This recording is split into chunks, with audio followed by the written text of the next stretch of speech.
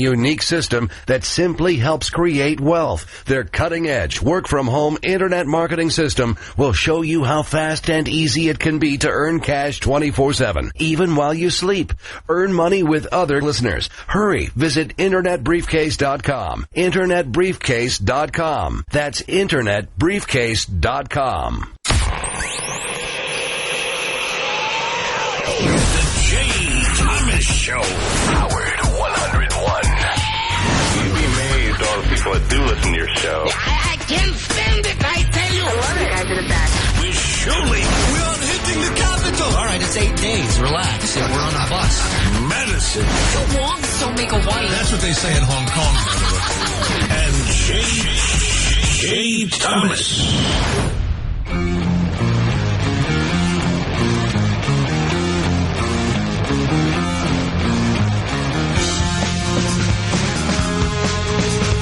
Coming to you this morning from Charlotte, North Carolina, where I was at the Charlotte Convention Center. It's the Jay Thomas Show. Howard 101, Shuley and Madison are back in New York, of course, with Garrett and Kevin and everything else. And you can call us. Put those. Is the number on the? It's on the radio, isn't it? The number 888-STERN-101. 888-STERN-101. There's. It's only been about 2 years, you know. You know what? I just, I forget things. I've been, sorry about that. Sorry, Madison. Hey, Madison, I'm sorry. That's all I can tell you. I'm sorry, too. I didn't do anything, but I'm sorry. So years ago, I was a big deal in this market, and I've kept, all sorts of friendships and everything else. And so I come back here all the time, and I do this fight night where you go and guys smoke cigars and these, it's these. I made a joke yesterday. It was mostly people of multicultural people fight each other, and there's some martial arts, but mostly it's prize fighting. And so I'm working at an old radio station that I used to be I work against, and there's a guy that was on the air against me named Bob. And now you'll love this one, Madison. It's Bob and Sherry. I love it. In the morning. Yeah. So I'm walking down the hall. And I hear him talking, and I hear a woman going, "It's going to snow tonight, Bob. What should I put on my driveway?" Oh. I know. And they make a Give ton us of a money. call if you know what you should put on our driveway. I swear to God, I must have been sleepy because I thought he said, "I think olive oil might work, Dolores. Have you tried olive oil?" Oh. I wish I What wish kind I had of music did they play? Really soft rock. I wish I had a horn and like a drum. It'd be like, "What should you put on our driveway? I put my car on it." Whoa! Honk, honk.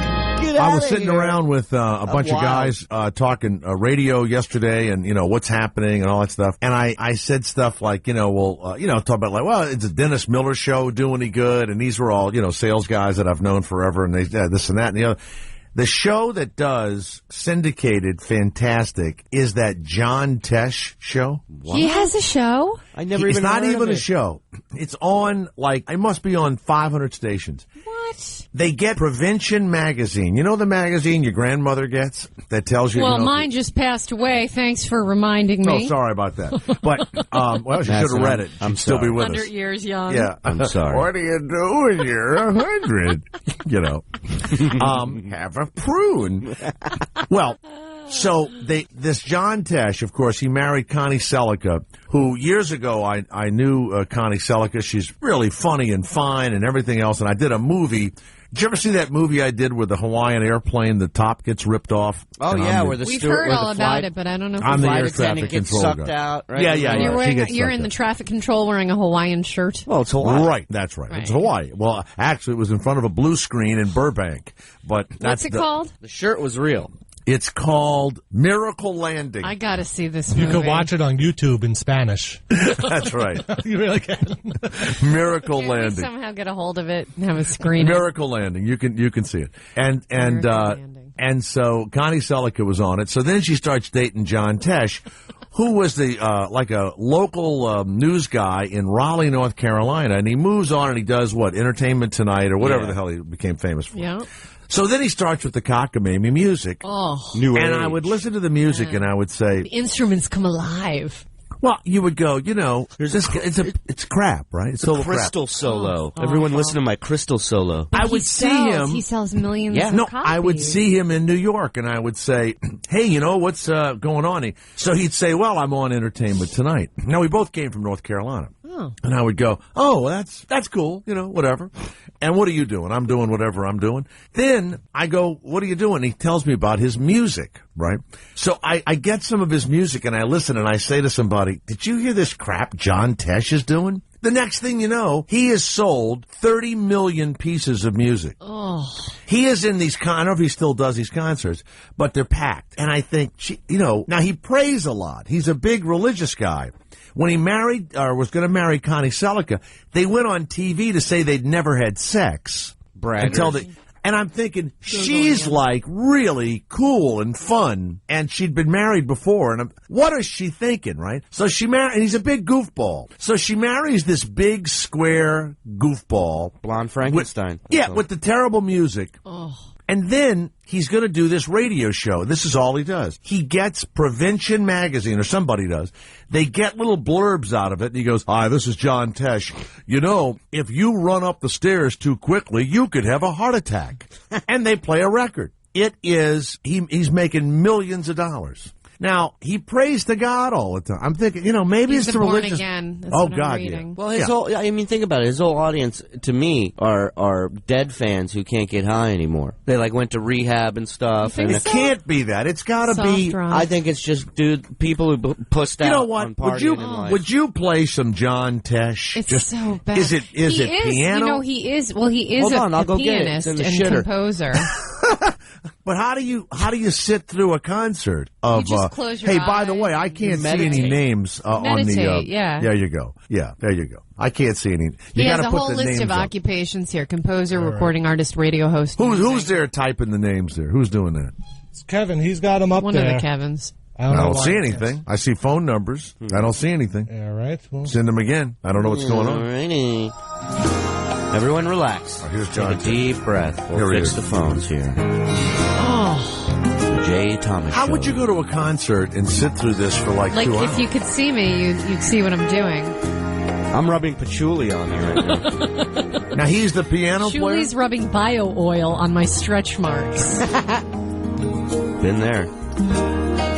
Come on, Julie, let's. You would sit through a whole concert. This is terrible. No, I wouldn't. Do you know that he lost his job at Entertainment? No, he left his job at Entertainment Tonight after hearing Tony Evans hold on. This speak is my favorite part. at the Promise Keepers. God damn it, I missed it.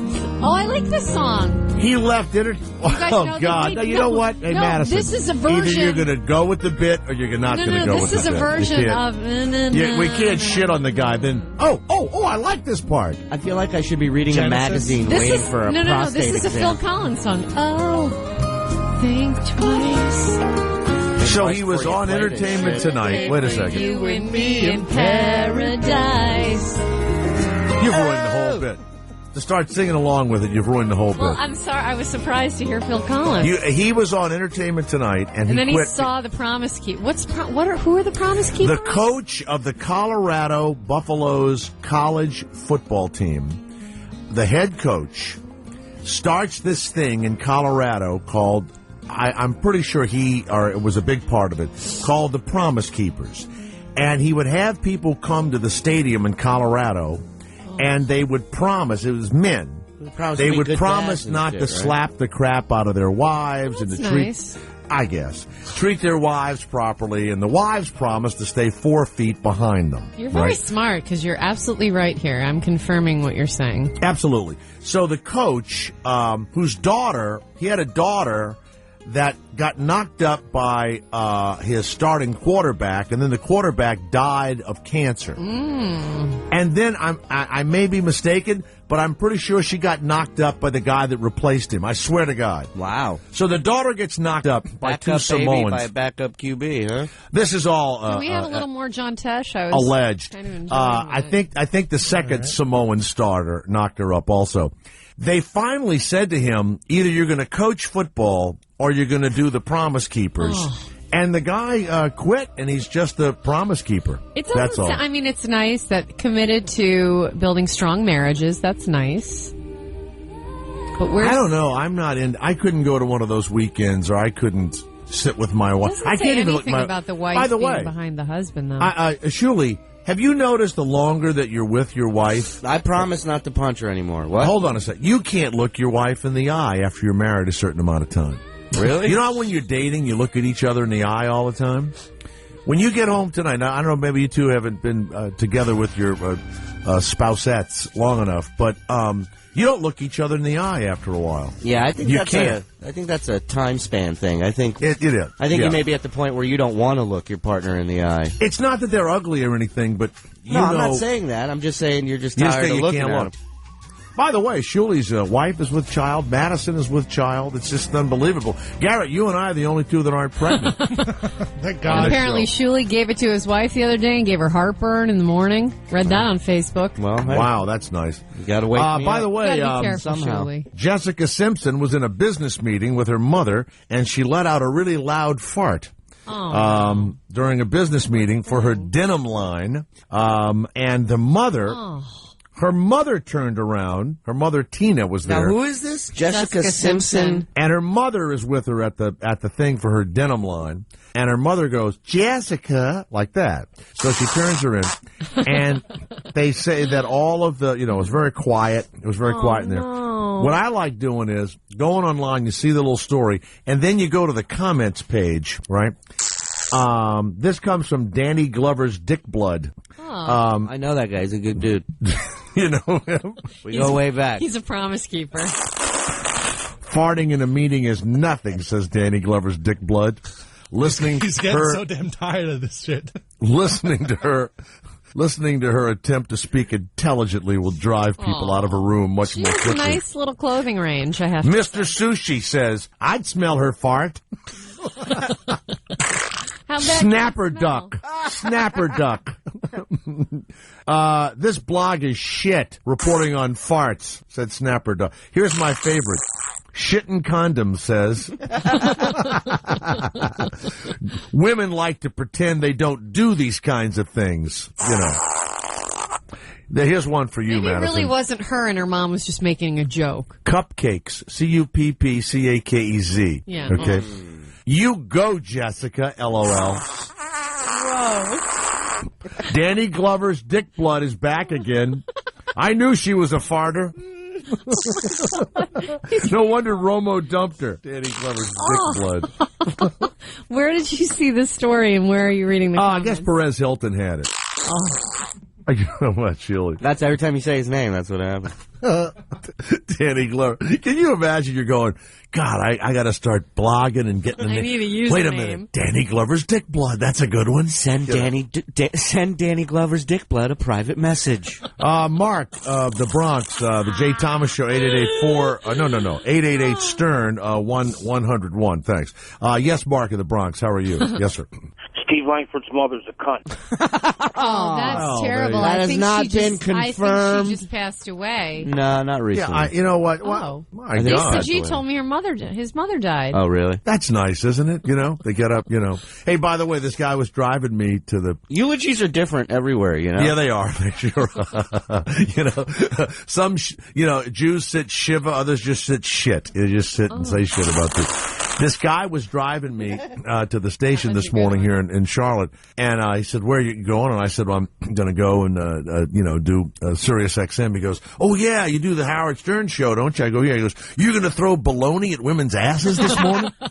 And I said, no, 20 years ago. I don't have that planned. When did he throw baloney at someone's Years ass? ago. It wasn't just bologna. First, they Fish. slathered their ass with mayo, and then they threw bologna and bread and cheese. So It was they in actually, the 90s. yeah, they actually threw a whole sandwich in different parts at a woman's mayonnaise-covered ass from across the room. So what was the object? For the stuff to stick to the ass? Was Yes. And I think Jackie Martling, the great, threw one that landed right in the crack, if I remember correctly. Just covered it perfectly. That's great. Yeah. And, you know, all those years of me trying to play the right records, I guess, was a mistake, you know? All you needed was mayo. That's all I needed to do. I heard a promo of you last week. Somebody I know is a huge radio fanatic. Yeah. He has just a bunch. No, he works here. He's a programmer here, and he has just tons of tapes of people. And there's you on in L.A. years and years ago in the morning. Yeah, Power the 106. sweeper comes on, and you're making fun of the sweeper while it's playing. And then you come on and you play the worst fucking song. I'm going to get a copy of it for you. Well, it was John Tesh doing a Phil Collins. I'm going to tell you now that it was a one-hit wonder. They do it at Sirius XM. They do it across the country. The best of the 70s, the 80s, and the 90s. And I think you were talking during the sweeper, making fun of the sweeper. It was great. That all of these promos, they call them. How about when you're watching local TV? Tonight at 6 o'clock, the news eye sees what's going on.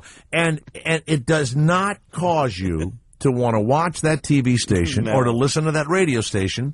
And the guys that program radio and television stations are the same idiots today that they were 30, 40 years ago. The same complete idiots are. If I wrote a book about radio and there was a program director in it, I would have the same guy play the program director no matter what station I went to. They are the same complete idiots. And it's almost like the idiots that are on Wall Street, right? They must just keep hiring people that are like them. I don't know what else. I haven't worked for any PDs that were the same, though. They've all been a little different, and they've all been No, but young. don't they all want you to talk a certain way on the radio? No, I've been really lucky. You know, when I start something, you know, it's like, could you stay with me for 1 second? Like I said John Tesh was an idiot, then that's good. You can't do that. You got to stay with me. I can't agree with you with everything. Well, that's what I'd like. That's the show. I've kind of like what I'd like. Sorry, I've had program directors. God, I wouldn't have left the house if I wanted someone to talk against me. You're absolutely right, Jay. They're all the same. Well, I'm making a whole big thing. By the way, for the Super Bowl, beside the Grammy, beside the Oscars, beside the Rock and Roll Hall of Fame, you can call the Jay Thomas Show at 888-STERN-101. I started this last week at my other show. Here's our question of the day. You ready? Do we have any music for question of the day? Have we done any? More John Tesh. No, don't do it. I put John Tesh on. What the hell is it? Can he be our music of the day? Sure, our music of the day. Sure. John Tesh. I'm angry at the audience. Let's piss them off. Nobody yell out. What special citation will be given to Pete Townsen when he arrives in Miami? Jesus. What special citation will be given to Pete Townsen? Cleared? I hope it ain't the Girl Scouts. You know what, Madison? If you ruin another one of my bits.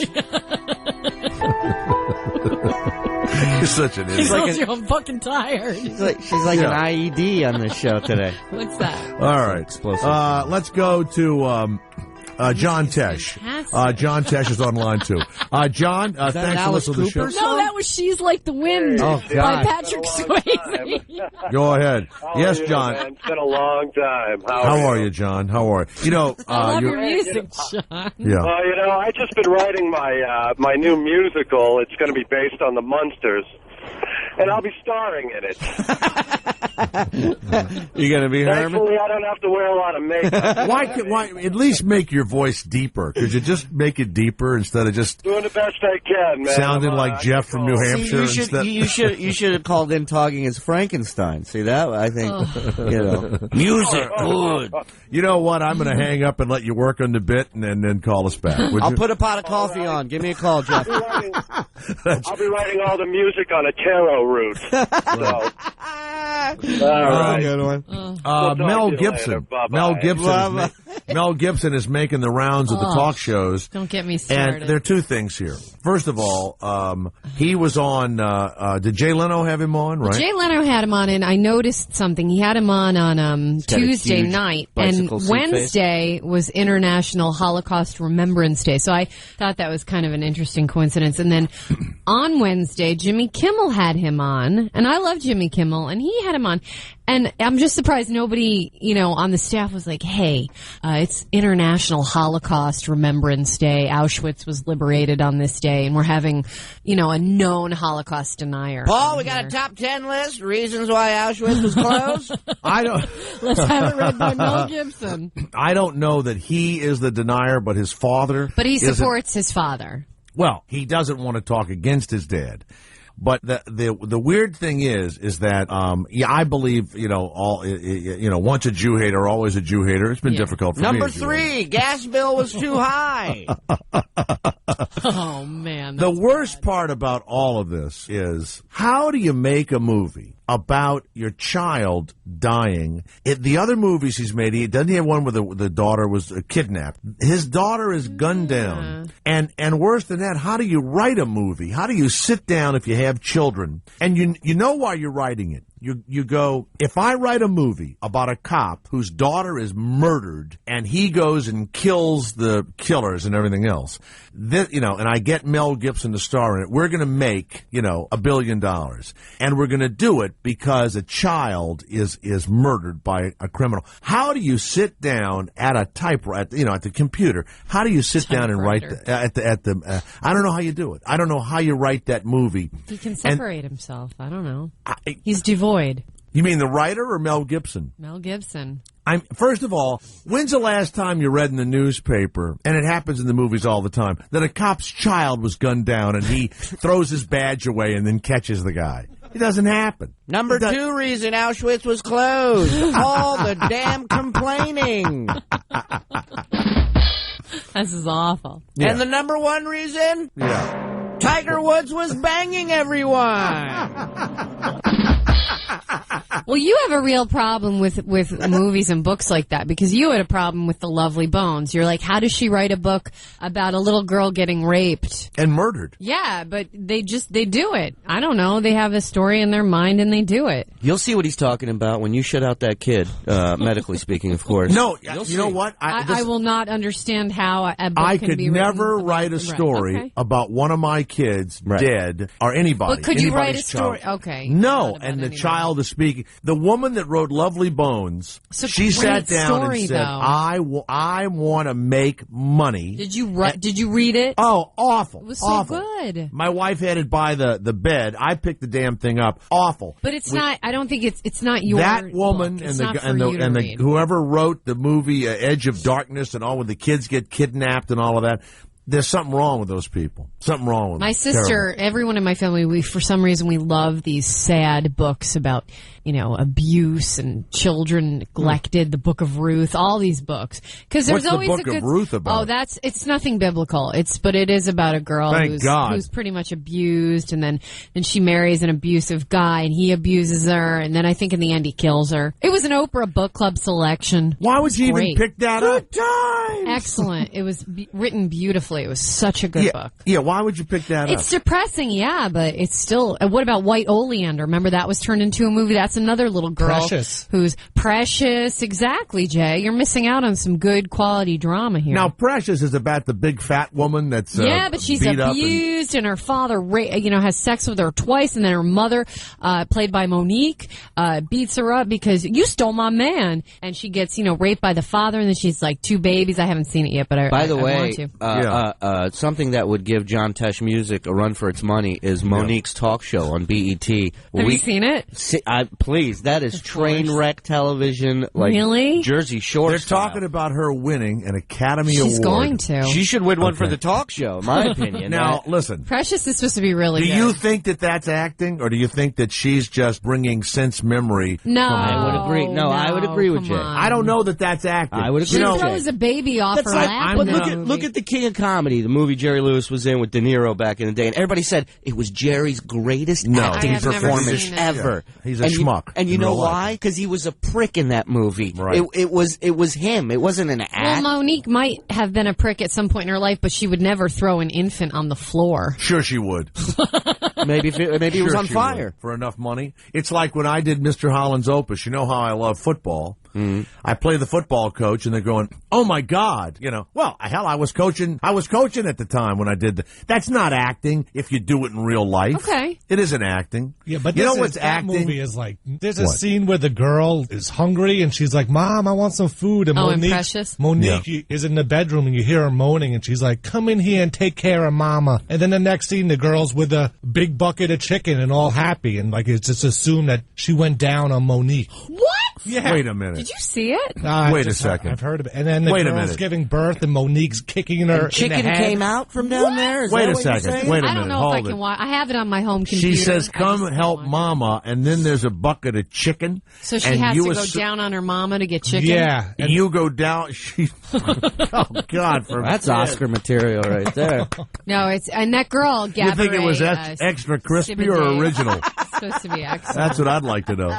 Oh my God! Hey-o. Let's go to Kevin of Boston. Yeah, Kevin, that's a really Jay Thomas Show movie. The question of the day. Could you put some question of the day music up? So please, it's a big shit. This is no good. Time. What fabulous citation? Welcome to the Bob and Sherry Show. Yeah. Awaits Pete Townsen beside the Grammys, the Oscars, and all when they play in the Super Bowl next Sunday. Let's go, Kevin. Kevin of Boston. What's the answer to the question of the day? What is it? Hey, good morning, guys. The question of the day, well, I guess the answer to the question of the day would be, they would probably say NAMBLA Man of the Year. The NAMBLA Man of the Year. I'm so sorry. That's incorrect. That's incorrect. But you're in the area. You're in the area. Do you want to try again, Kevin? No, actually, that's the only thing I was pondering the time I was on hold. So sorry. The NAMBLA Man of the. No, that's not. It's close. It's close. Good guess. All right. Good guess. Thank you so much. Thanks for playing. Let's go to Dave of Ohio. Dave, the Jay Thomas Show. By the way, we'll have Noel Biderman come on, the man that invented AshleyMadison.com. And, he's a big, incredible sponsor. That's my job on the show is to... be the woman. Be the woman. That's right. Go like that. Yeah. You ever watch Fight Science? Sure. Oh, yeah. Fuck yeah, I do, Jay. Yeah, we got the guy from Fight Science what don't coming you on. watch, Sure. Yeah. Now, Fight Science American is Idol. when you take two different groups of people, and if they were to fight each other, who would win, right? Like Indians. No. That's Deadliest Warrior. Fight Science is they take... allow me to explain, Jay. Fight Science is where they take... MMA fighters, boxers, they hook them up to machines, and they basically break down the punch force, the kick force. You're mistaken. I know what Fight Science is. I've watched it. Yeah, Lou Pellegrino was wrong. Yeah, no, the show you're talking about is Deadliest Warrior, and that's where they take warriors from different times, different eras, and they match them up statistically based on their weaponry and stuff, and then they run it through a computer. It says here, Fight Science on National Geographic, scientists and martial art masters work together to analyze the world's fighting techniques. Right. Yeah, so they'll take like different weapons that people will use and see which weapon is the best. Like, so it's not. What's the show when the two, like the Sioux Indians, fight against the Deadliest Greeks? Warrior. Did you book the wrong guest? No.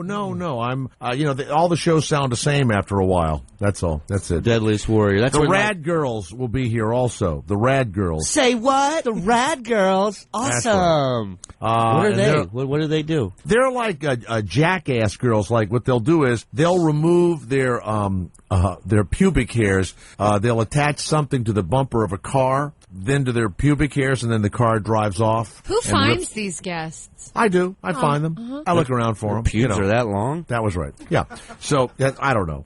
Anyway, let's go to hell. I forget where I am. One of Dave, them is called Ohio. Munchy. Hey, How Dave. you doing, How are Jay? you? Good, man. Thank you very much. Thanks. I got a quick question, but I got an idea for a movie for Mel Gibson. Sure. Time to a Crucifix. Have Precious sit on his face naked and surely fuck him in the ass. That's a fucking movie. And then Jay Leno would have them all on. That would be fantastic. I think it's more of a short film, sir. No, he has to, like in Clockwork Orange, his eyes have to be held open and he has to watch Jay Leno. As I sing, I'm singing in the rain. Well, you know how everybody stops me after you say something about. They say, but if Mel Gibson offered you a part in a movie, would you do it? Absolutely. Would. In 2 seconds. Of shit. In 2 seconds. That's right. Jay. 2 seconds. I would. I don't know. Yeah. I mean, why not? Why wouldn't I? I told you I used to work at that souvenir store in Vegas. This one day, this Arab guy came in. He was like sweating and he was angry. And he looks, and there's like a little Israeli flag in the corner of the store that I didn't even know was there. And the guy looks at me and he goes, "Are you Jewish?" And I was like, "What?" And he goes, "I see the Israeli flag there. Are you Jew?" And I go, "No, man, I'm from Pittsburgh." And he goes, "I don't like the Jews." And as Where a Jew, was this? This was in Vegas. Why didn't you admit it? Admit it. I looked at him. I said, "Me neither." I said, "I hate those fuckers. They drive me nuts." If I was going to get killed because of my religion or something, I would immediately not be that. Unless you're in a gym, sweaty Arab, not a good combo. You know what I'm saying? They're going to ban burqas in France. Good. You see that? Hey, did you see the beauty contest in Saudi Arabia? Miss Beautiful Morals. And all of the women had on they were completely covered in black except for their eyes. Ooh. And they asked them questions from the Quran, much like my question of the day, I might add. And it was Miss Beautiful Morals. You know, and I'll tell you something else. You know, Saudi Arabia is our big ally. Yeah. Miss Kuwait, if you had one way to kill the Jews and the infidels, what would that way be? I would show them my face. Why would Kuwait be there? Let's go to our judge, Scott Baio. By the way, what did Baio say that you're always... What did he get in trouble for? So Baio was on his Twitter like a week ago or something. Yeah. And followed him on Twitter? Scott No, I Baio. heard about this story. He got death threats because he made a joke about Obama's wife. There's a picture of Michelle Obama. Not the most flattering picture. Okay. And all he writes is he wakes up to this, and all of a sudden he's getting death threats and that he's a racist and that he's going to die. And I mean... Scott Baio? Who even reads his Twitter beside you? Well, I think he's happy that there's somebody talking about My it. mother would love it. My mother hates Obama more than ever. That Chachi is not a racist. Well, the other night, he shouldn't have introduced the wife. You know, when you're not doing well and you get up and you pretend everything's going okay, and then you introduce your wife and your family. Attitude, maybe. Yeah, no, you know what? I don't, you know, even like when everybody hated Bush and he would get up and he would introduce his wife or what, it's like, you know, you don't want to clap. You know, I don't want to clap. I don't watch those State of the Union things because they're standing and the sitting and the standing and the sitting and the clapping and you can't follow. I get nauseous. And then the Nancy Pelosi with her squat thrusts. The most upsetting thing to me as a comic, I'm used to seeing those assholes with their arms folded, sitting there watching them. So like the Republicans, every time you'd say something, they'd be like, and they just had the scowl on, and McCain's leaning over talking shit about him, whispering to people. No, it's he like, wasn't. Oh, that's all they do. He what was are you talking about his time in the box. Oh, please. As soon as Obama would suggest when he was held captive by the Viet Cong. Yeah. That's his, he leaned over and he goes, that was a better time than this shit. You know, one time I jerked off in a bamboo stick. Oh. That's all I had. Like, you ever bang bamboo? Like, you want to know why my cheeks like this? I'll tell you. You know, when you're watching the people behind the president, you know, and it's the president of the Senate, of course, which would be the vice president, who is the president of the Senate, and then you've got the Pelosi. Well, she's the majority of the. That is a House. fun scene to watch behind him. She's the House of Representatives, right? Smiling. Right. You know how when you're at a wedding and the people are doing their vows and you don't care and you have to like listen to it and pretend you're interested? That's exactly the same face.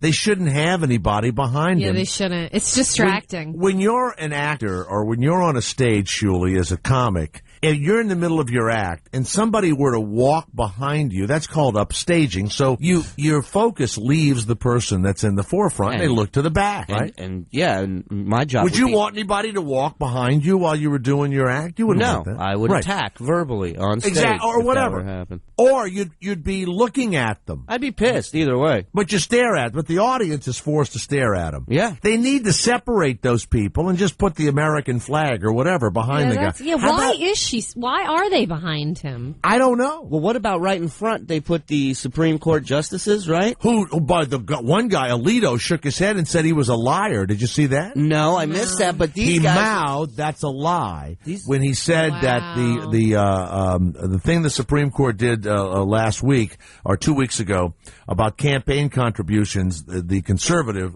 court said that anybody can give any money they want, unions, businesses, whatever you want to do, because that's free speech.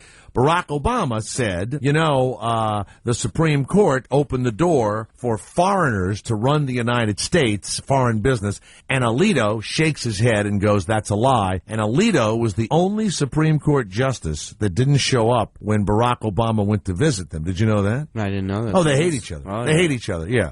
But by the way, did you know time... that 7 out of 9 justices are Catholic? No, did not know that. Oh, yeah. Oh, yeah. Oh, yeah. The Pope is ready to get a stranglehold on this nation. The Pope who beats himself with a chalice? The Pope. Oh, that's the dead Pope. Right. Let's go to Rich of Pennsylvania. Yes, Rich. How are you? Hello. Yeah, hello, Rich. Hello. How are you, Jay? Hello. Good, man. Thanks. There's a rumor circulating on the internet that you're pegged to replace Simon Cowell on the American Idol show. Is that true? Sure. Absolutely. That's right. What does it say? Right. The coach from Teen Wolf set to replace That's right. Simon Cowell? Coach of Teen Wolf will become gay judge on, the thing. Yeah. That would be great. That'd just be, Have you ever been approached to be on Dancing with the Stars? Everyone asked me that. No, I think my time in the light is over. To be honest with you, I think it's dimmed, Tad. No. How can we get you on there? Well, I don't want to be on it. I think it's embarrassing. Well, Joan Rivers just did a celebrity ghost story. Did you hear about that? And they were making fun of her on Howard. Well, yesterday. Howard was making fun of me on Celebrity Ghost Stories. Yeah. Oh, he was like, Beth offered it. It's not that much $10,000. That's what they paid. Not a lot to Howard, but $10,000, maybe $20,000 to someone bigger, but they $10,000. Everybody on Celebrity Ghost Stories is either greedy like me or needed the money. Yeah. And when somebody who makes $100 million says, "Why did they do it?" Why do you think we do it? It's money. It's not, and we're all embarrassed. Every one of us is embarrassed that we wanted the money. I mean, it's all. Here's. One night, it was a Saturday or a Sunday afternoon or whatever, and I'm about to watch football, and I just had bet $3,000 or $4,000, and a guy calls up. He says, "Oh man, something terrible happened, and we're supposed to do these commercials, and we got to open the studio on Sunday." And we'll give you $500 if you'd come down here and hurry up and do this voiceover. I'm sitting in my living room and I'm thinking, Jesus, just go down for an hour and make $500. That's the life you live when you're in this business. Yeah. Now, if you're so rich, you go, no, I don't want to do that. Okay, fine. That's fine. But everybody else, we all need the money. Look at that list of people on that Celebrity Ghost Stories Justine thing. Bateman. Everybody needed the money. Everybody. Asian guy from Heroes. You think I'm going to sit here and listen to you tell me that Gina Gershon needed $10,000? You're out of your mind. Too? Then why would she do it? No, I'm sure she did. To tell her story? You mean But Joan Rivers? You think that my representatives thought it was a good idea for me? It was going to advance my career? I think it was fun of you. Fun to do. You know what? I'm telling you, it wasn't anything other than I happen to have a ghost experience. Many of them. Now, had I not had a ghost experience, you bet your ass for $10,000 I would have had a ghost experience. Yeah, all right? Me too. What about Kung Fu was on it? So you're telling me Ernie Hudson never saw a ghost? I don't know about Ernie Hudson. That Sammy Hagar is lying to me? I know one thing. Wasn't on it. Oh, Sammy Hagar was on it. He was. Absolutely. But he was on the Joan Rivers? She must think it's promotion. I don't know. I have no idea. I can't believe Jason Alexander wasn't on it. Telling about how a ghost made him eat rolled gold or whatever. He'll take money for it. Might be a little too big for it. No, he's with Jenny Craig now. Okay. Let's go to Tim of Maine. Yes, Tim, the Jay Thomas Show. How are you? Hey, Jay. Good morning. Yeah, good morning. Hey, is it true what I heard? Like Obama, when he asked Bush and Clinton to help him with the Haiti disaster, that Bush said, Obama, I think we should feed them over there so we don't have to feed them over here? I don't know, but that's good. I thought so, too. Thank you very much. No, I thought, you know what? I've said this before. The country of the Dominican Republic has given absolutely not one penny. No, I heard something different. What have they given? You tell me. I saw something saying that they did help. I just saw a random quick... That's definitive. I saw something random, and I thought, I don't think they're letting the planes land and come through. No, hey, by the way, Haiti was a scumbag place. It could be nice scumbag place. It's filled with AIDS and everything else. And I'll give money if you start landing abortionists and dropping condoms. That's what I'll start giving the money. Stop having the brats in the countries where you don't have any money. Okay, here, Jay. In Darfur. You're completely wrong. When they show Darfur, they show all of these little kids running around. First of all, how do you get laid when you don't have any food? Well, what else are you But gonna do? that's all there is to do. You just screw and that's it. Here we go, Jay. Listen, the Dominican Don't Republic. you get sand in your crotch and everything else? It's not all That's sand. lube over there. That's a lube. Me? Sand is a The lube. Dominican Republic was the first country to give aid to Haiti in the aftermath of Tuesday's It devastating was. earthquake. That's the first time I heard of it. Yeah, they started teaching kids how to CNN. throw a curveball hours exactly. after. It's a shame because They threw bats over the wall. probably Yeah, the same weather as the Dominican Republic. And Well, it here's could the be difference. a nice place. All the idiots in Haiti. It was a tropical island. Stop. Wait a minute. The island of It's not the Hispaniola. people. It's the government. The government is the people. No, That's it. No, they're ruled by horrible people. Little Doc Bob. I'll tell you about Haiti. I like his hot After sauce. the Revolutionary War in the United Doc. States, after the Revolutionary War in the United States, the British Army went to Haiti, and they were the first group of former slaves. They were slaves at that time that beat the British Army and got their own independence as slaves, and made their own country. So they have a very strong history. And what? Now they're weaklings. And by the way, this guy Baby Doc was the evil dictator. He's got a foundation to help the people. Did you know that? I don't believe any of that. Absolutely. I think their government has been ruled by none of that money is going to get to those people. Machete-wielding evil None of that people. money gets. By the way, they are amazing. They're finding people 3 weeks later. No. They're very faith-based people. You know what else it is? When you don't have a lot of food anyway, you can live a long time in rubble. That's what I'm realizing. I'd would scare die. the workers too if I was under there and they pick up that way and I go, boo! The best I've been one here I heard. all along, fuckers. This guy was in a hotel and he worked at the little snack shop, right? I heard about this. And so the place is destroyed and everything falls into the earth. And the snack shop, he falls in the snack shop, and he's covered in debris, except the crackers and the sodas and everything are surrounding him. Help, I'm tired of eating Abba Zaba.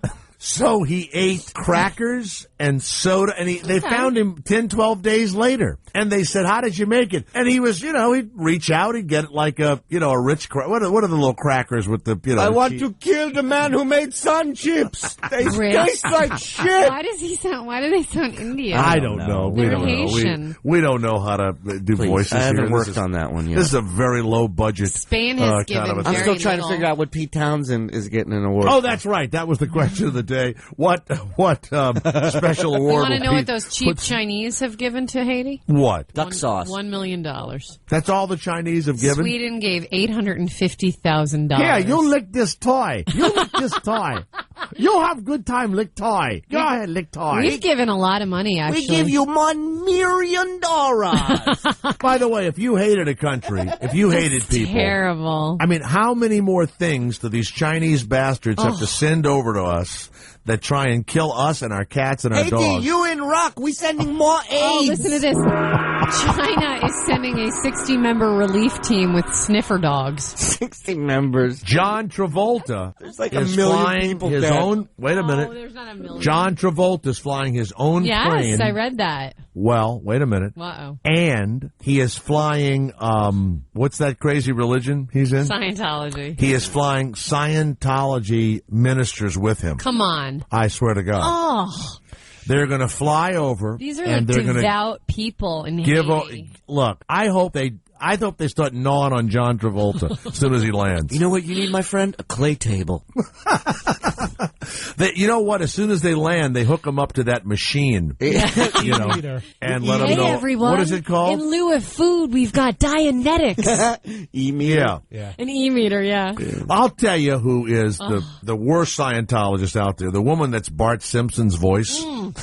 Nancy, Give him whatever. like 20 mil. She gave him 10 mil, Yes. which could go And to Haiti. I got to tell you, look, even if they were, I don't know, Catholics doing it. I don't know what.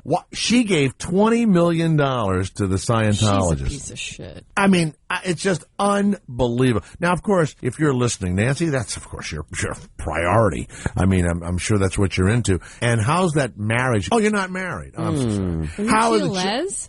We got no chill. I have no idea. You got nothing. You just have the thing, okay? You just have the religion.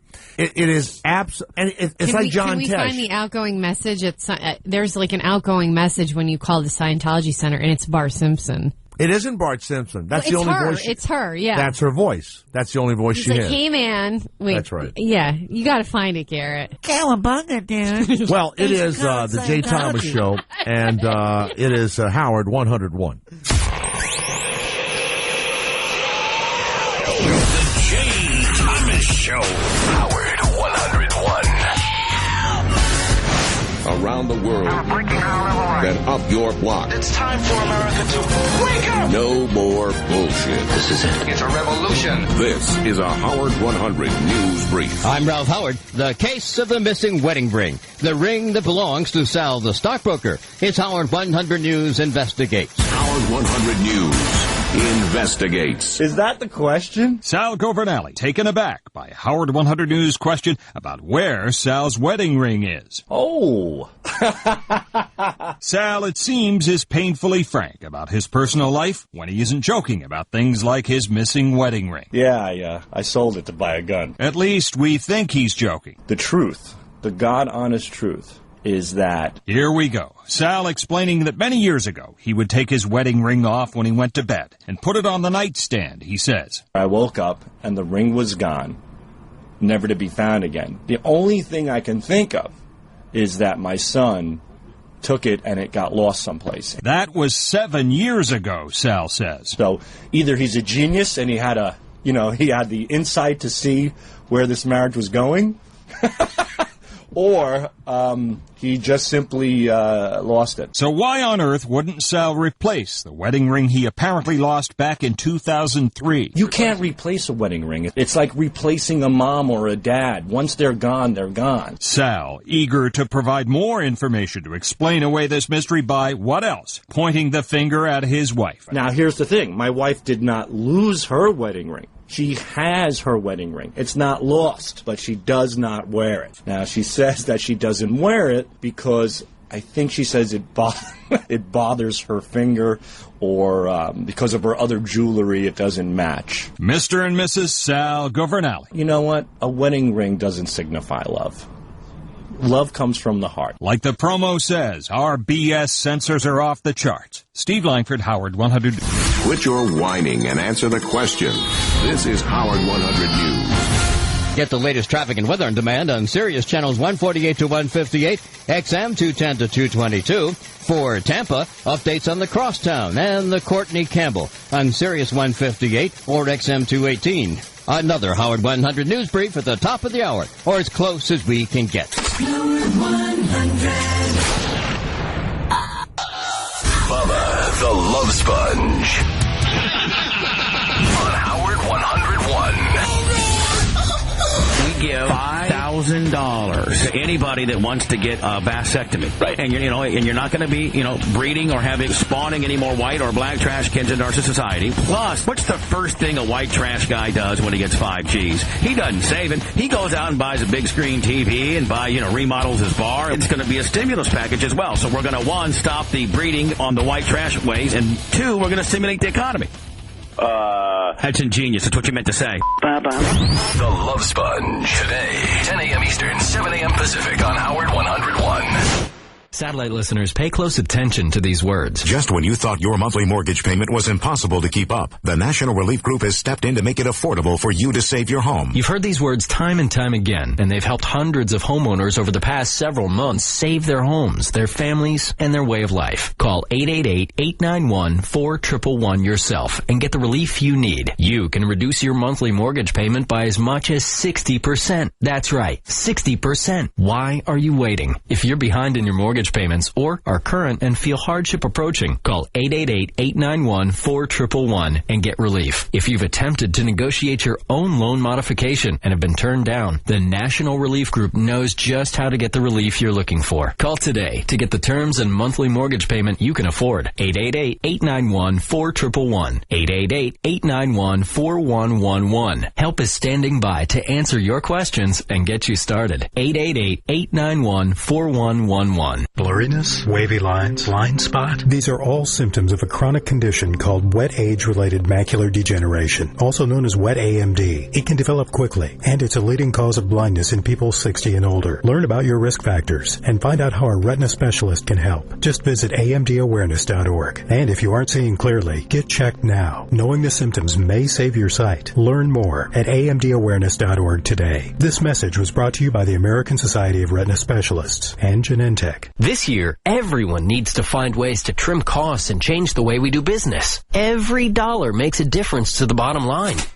The best way to increase productivity and cut costs is to hold your meetings online.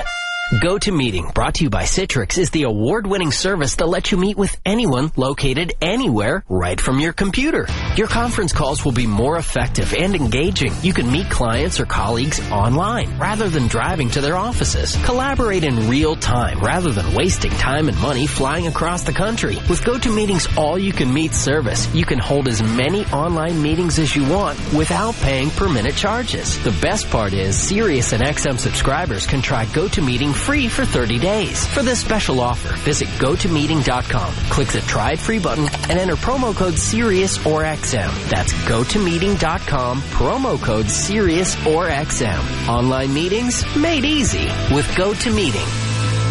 Want to lower the cost of doing business? We'll tell you how with 2 industry-leading data storage solutions from Barracuda Networks. First, by reducing email server storage requirements and avoiding costly compliance penalties. The Barracuda Message Archiver indexes and stores all email communication for quick retrieval. With single instance storage and no per-user fees, the Barracuda Message Archiver is the most affordable solution for reducing the cost of email storage while ensuring government and litigation compliance. Secondly, by avoiding redundant data storage and securing it in easily accessible locations. The Barracuda Backup Service combines an on-site server for quick retrieval with online backup for disaster recovery. At just 50 cents per gigabyte per month for off-site storage and advanced deduplication technology, the Barracuda Backup Service is the most affordable and efficient data protection solution available. Barracuda Networks. Powerful, easy-to-use, and affordable security, networking, and storage solutions trusted by more than 85,000 businesses worldwide. Call 888-ANTI-SPAM to evaluate the Barracuda Message Archiver or Barracuda Backup Service free for 30 days. 888-ANTI-SPAM or visit barracuda.com. If you want to know how to find the easiest women to hook up with, it's CougarLife.com. Claudia Optenkeldner, the president of Cougar Life. This woman, by the way, started this site because she was divorced and desperate. That's right. And so, attention, single moms. That's right. You're sitting at home. You're sexy. And you're in your sexual prime, okay? Guys, go to CougarLife.com. They're waiting for you. According to the New York Times, this new generation of cougars flock to CougarLife.com. Don't waste another night at a bar or on one of these ridiculous online sites that has to do with emotions and feelings and all that. Just have sex with a cougar. CougarLife.com. Meet women who are desperate for attention. Who hasn't fantasized about being with a MILF, okay? It's every guy's dream. Cougar Life was voted the wildest dating service on the Internet. Nothing wilder than a single mom who only has time for one-night stands. Ha, boy. Ha-cha-cha. So, looking for a soulmate? Call John Tesh, okay? You want a sex mate? Join CougarLife.com for free. And tonight, yes, you could be with a hot divorcee. It's wrong.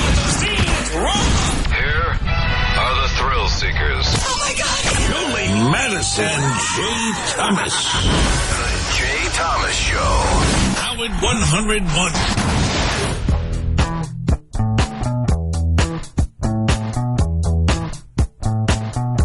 Oh yeah, they're good.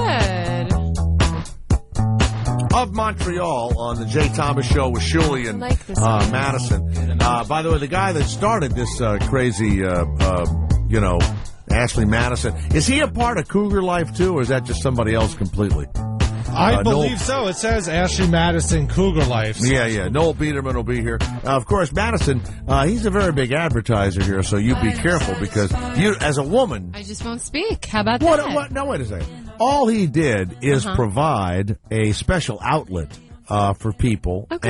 And why, listen. And it's stuff that's been going on long before he got on the scene. Every guy I know, I don't like that. Every guy I know, you sit around and they say, getting women on the internet, they pretend they're going to be with them and everything else, and it's just about having sex. Some guys, if they're going to go on the road, they will go on the internet and say, I'm going to be in Toledo from like February 3rd to February 10th, and I'd love to meet a woman. They fill all the crap out. They get to Toledo, and they're going to work there for a couple of weeks, and the women are lining up for them off one of these stupid websites. These websites are, I'm going to be in Toledo. I feel like getting laid. If you feel like getting laid too, then meet up. It's kind of like much more honest. It's just more honest. That's all. Now,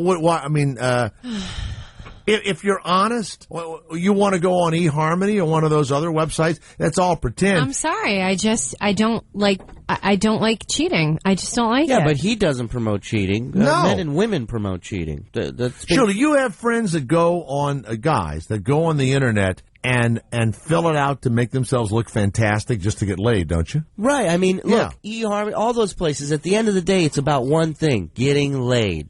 For the guys. Maybe not for the women. You know what, you guys, you don't have to agree with me on this. I'm old-fashioned. It's not old-fashioned. It is old-fashioned. He's capitalizing on something that's gross, okay? All right. The woman from Lovely Bones writes about a dead little girl who was raped and murdered. You think that's a great book? It was a beautiful book. She made money off of that. Yeah, it's all about making money. I mean, that's just, look, anyway. There's somebody out there that's going to want to read. Be careful when he comes on. It's a very big advertiser. Be very careful. Dead chick. I'm not going to say I've got my ear on you. That's how we talk on radio. Not going to say I got my ear on you. By the way, Susan Sarandon did an odd thing with Montreal. Montreal. That's the song, isn't it? She left poor Tim Robbins, who she married. He's like, 15 years younger than she is. Poor darling. So she's 65. Did she leave him for a younger guy? I think so. You know where she met him? Ping pong, right? Cougar Life. Oh. She's really into ping pong. What's that? She's really into ping pong. Come on. She owns a ping pong joint in New York City. You ever hear their album, Ping Pong? No, never have. They're out of China. Yeah, you'll lick this ping pong ball. You have a good time. 18 and rife, you got it. 18 and rife to go. Let's go to Tom of Los Angeles.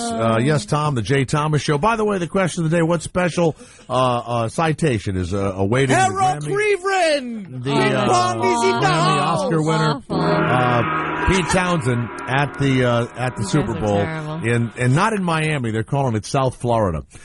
Yes. Hello, Tom. How are you? Well, right now I'm a little annoyed because of what you said about Scientologists.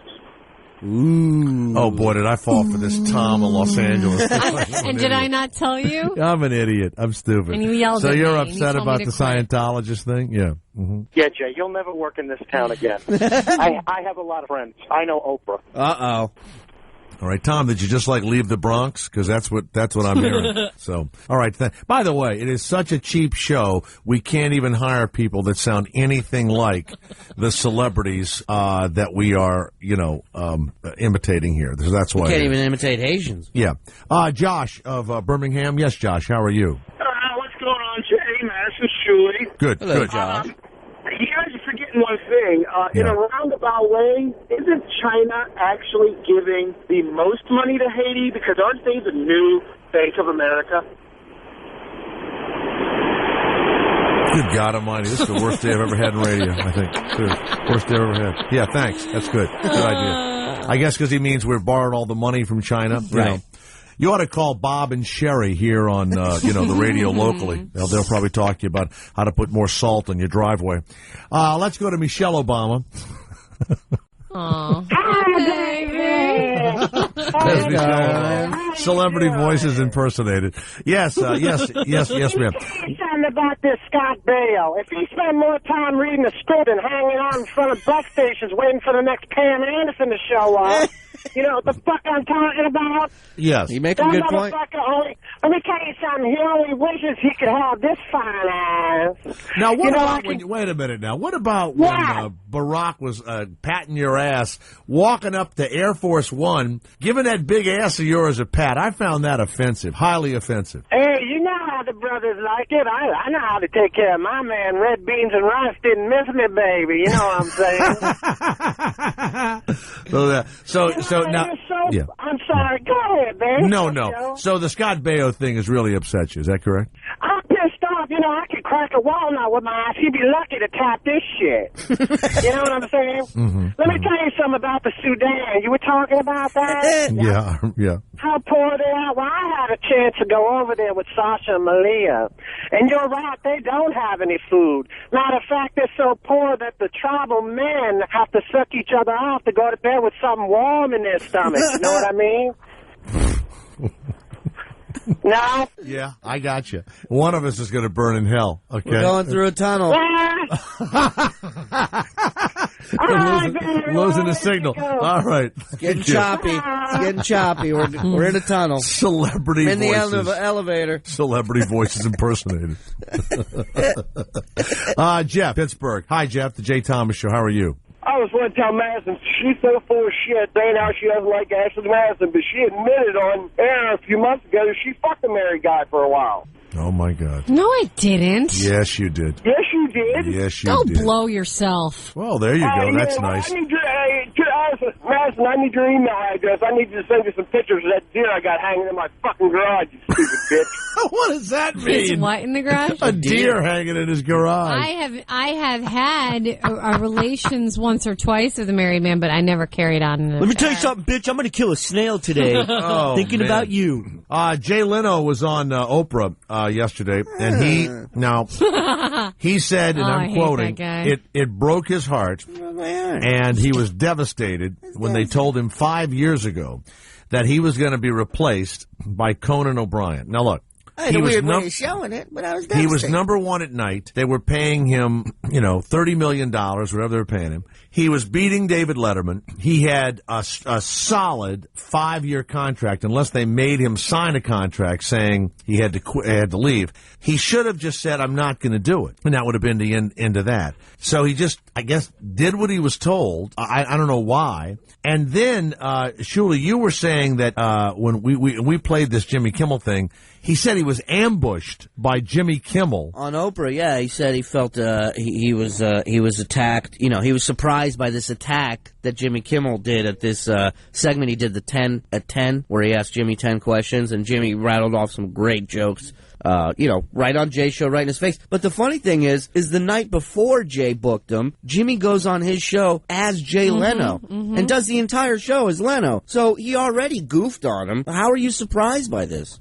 Yeah, the whole reason he had him on was so he could show that he was a cool guy and he was okay with the ball busting. And then he goes, he's so fucking two-faced. Why would you bring on competition? Why would you bring on a host from ABC and promote his show? Why would you do that? I mean, I didn't get that at all. I mean, it's almost like, we've been in radio a long time. You don't bring the announcer from, somebody from across the street.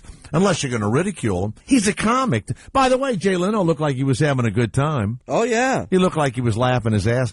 And, of course, he said he didn't speak to Conan. And now, of course, you have to kind of hope that Jay Leno doesn't win in the ratings. Mm-hmm. You got to kind of hope First few shows, he'll probably do okay. What are you going to see that's so special? What's going to be different? Nothing. The man takes zero risk in anything. Yep. He's absolutely nothing. Vanilla. He's a cruise ship comic. It's bubble gum. It's as safe can be. Mm-hmm. Now, Julie, would you work on a cruise ship as a comic? You just They make fun. great money. There you go. You see I would that? fucking do that in a second. He's just like me. I've heard what they make for cruise ship comics. Hello, Mel Look, Gibson. if Mel Gibson offered me a part in his movie, I would do it. Damn too. right. You know, Mr. Gibson, I do think those Jews yap too much about that Holocaust. Yeah. Yes, I do. I think that, it's too much for me. But he said he was devastated and... Hey, Mel, I got a ticket from a Jew cop once. It was half off. Hey! Yeah. Can you put me in your next movie? Yeah, I would, and so that's part of the thing. Let's go to Ryan of Kentucky. Yes, Ryan, how are you? Hey, I'm doing well. How are you, Jay? Good, thanks. I've got a question for Madison, actually, if that's okay. Don't work. I'll take it easy on you. Yeah, work it. What nice. dead animal do you have hanging for? What did he say? He had a dead deer? Oh, God, I'm going to send you a picture. I need your email. Send you a picture of this dead deer I got hanging in my garage, bitch. You know, I'm not gonna ask you anything like that. What does that mean? He knows I hate hunting. I see. All right, sure. Now, actually, my question is, I know that when Howard first arrived here at Sirius, you were the first in the studio to show off your assets, and I was wondering if Howard would leave soon, if he would be the last in the studio to do that. I'd love to show him my breasts now because they're huge. They are milk-filled, aren't they? They're gigantor. Now, are you going to breastfeed? Oh, or are you yeah. there's a shot you can take that dries your breast milk I hope I can do it. I have a feeling I don't eat enough to produce milk because I'm having trouble eating a lot right now. What do you mean? I have a lot of Jewish stomach issues. I have a gallstone. I'm just having some issues with eating. In order to breastfeed, you have to eat a lot. What is a gallstone? Where is it? Oh, it hurts. It hurts my back and my upper abdomen. Who is this? It's on 46. Who is this poor bastard that's going to have to live with you the rest of his life? That's the sad part. John Tesh. Who he is. Yeah, I've met the man. He's a very kind man. What do you think he did in another life that he deserves this? Because I don't for 1 minute think that you're just going to be okay after this is all over. Okay, I really don't. I don't. There's something about having a child that pisses many women off. I don't know if you know this or not. I'm afraid I'm not going to like. I'm gonna. You know how everybody says, "Oh, it's the most amazing experience." People are making it out to be. It's like an overrated movie. Like, oh, go see Avatar. You see Avatar, you're disappointed. I'm afraid. Oh, you're gonna have a baby, and I meet the baby. I'm gonna be like, eh. Right. No, let me tell you something. I'm not wild about this. No, let me tell you. No, Jay, you go back and forth. Sometimes you're like, no, the man has a different feeling. The man has The man has a different feeling about it. The woman gets to see something that actually comes from her skin, her body, her blood. Wait till that thing starts moving around. Yeah, it is. She's moving like crazy. Even though we know we made it, it doesn't feel like we did anything. Right. Again, you're giving me overrated here. No, the baby's no. Gonna come out, have two crossed eyes. If Julie and I crapped out a kid, and the kid kind of looked like us, and it was covered in our crap, and we licked our crap off of it, and you go, it's because it's part of you. It's not just your kid. Yeah. It is part of you. It's like your finger. You love your hand. Real bratty. You love your foot. But even when your foot hurts, you're not going to cut your foot off. It's your foot. But it's different for you guys because you guys get to leave the house and go to work. What? Yeah. Well, look. I got to be around this frickin' thing all day. Why don't you abort it? It's too late. Too late now. No, I love my baby. Sure. All right. Sounds like it. Are you playing music to it and all of that crap and all that? No, because I don't. I mean, I only have the little iPod headphones. I guess I could get some big headphones and put them up to. All of that is crap, by the way. Oh, They're playing music. Okay. And also, speakers to you. Anything you say to them before they're about 6 years old, they completely forget. Well, I was. They don't remember any of the stuff you did for them. The fiance was looking at something on his BlackBerry the other day, and I was like, "What are you looking at? What are you doing? What are you looking at?" He's like, "You're all up in my grill. Leave me alone." And then, boom! I get a headbutt from the baby inside my stomach. It was either. Do you think that had something to do with the conversation? Daddy's girl. It has nothing to do with anything. You leave Daddy alone. Nothing to do with anything. I hope she comes out Asian. You know what? when you tell your kids sometimes, you know, you were really bad or you were really good or I spanked you or your mother and I were strangling each other when you were a baby or whatever, they go, I don't remember anything. They remember nothing. So there's nothing you can do, really, unless you pinch them or you touch them impurely. Other than that, they don't remember anything. Like reach up inside my vagina and do that? You know, I think you're not supposed to have, you're not supposed to have sex the last month or something like that or whatever. Yeah, I heard that you keep having sex, it helps for the delivery. Yeah, a guy thought of that. Though, Shuli, I had it Some guy thought of that with a calendar. Yeah. You know, hey, look, here's Miss Pregnant June. There you go. We had it the other night, and I was in so much freaking pain afterwards. I was like, really? He's no huge, more. huh? It's not that. Oh. It's just that I was... Way to shit off. Hey, lucky guy. Hope you're listening. Hey, lucky man. And Shuli, you had sex the other day. Now, do you bend her over? What do you do now? She wasn't there for half of it, but... because you can't lie on top of her. You can't lie. She can't lie on her back. Don't tell me what I can't do. I know what I'm can't. I'm like Tom Cruise, Mission Impossible. You know what you could do? I love her. Hey, you know what, Shuli? When she's not home, just masturbate on a basketball. Just, you know, get on top of it. Come here, Wilson. Yeah, get over here. All right, Noel Biderman, the man that thought of AshleyMadison.com, is on the way. The Jay Thomas Show with Shuli Madison and Jay Thomas. Yes. Oh, I want it now. Howard 101. Around the world and up your block. It's time for America to wake up. No more bullshit. This is it. It's a revolution. This is a Howard 100 News Brief. I'm Ralph Howard.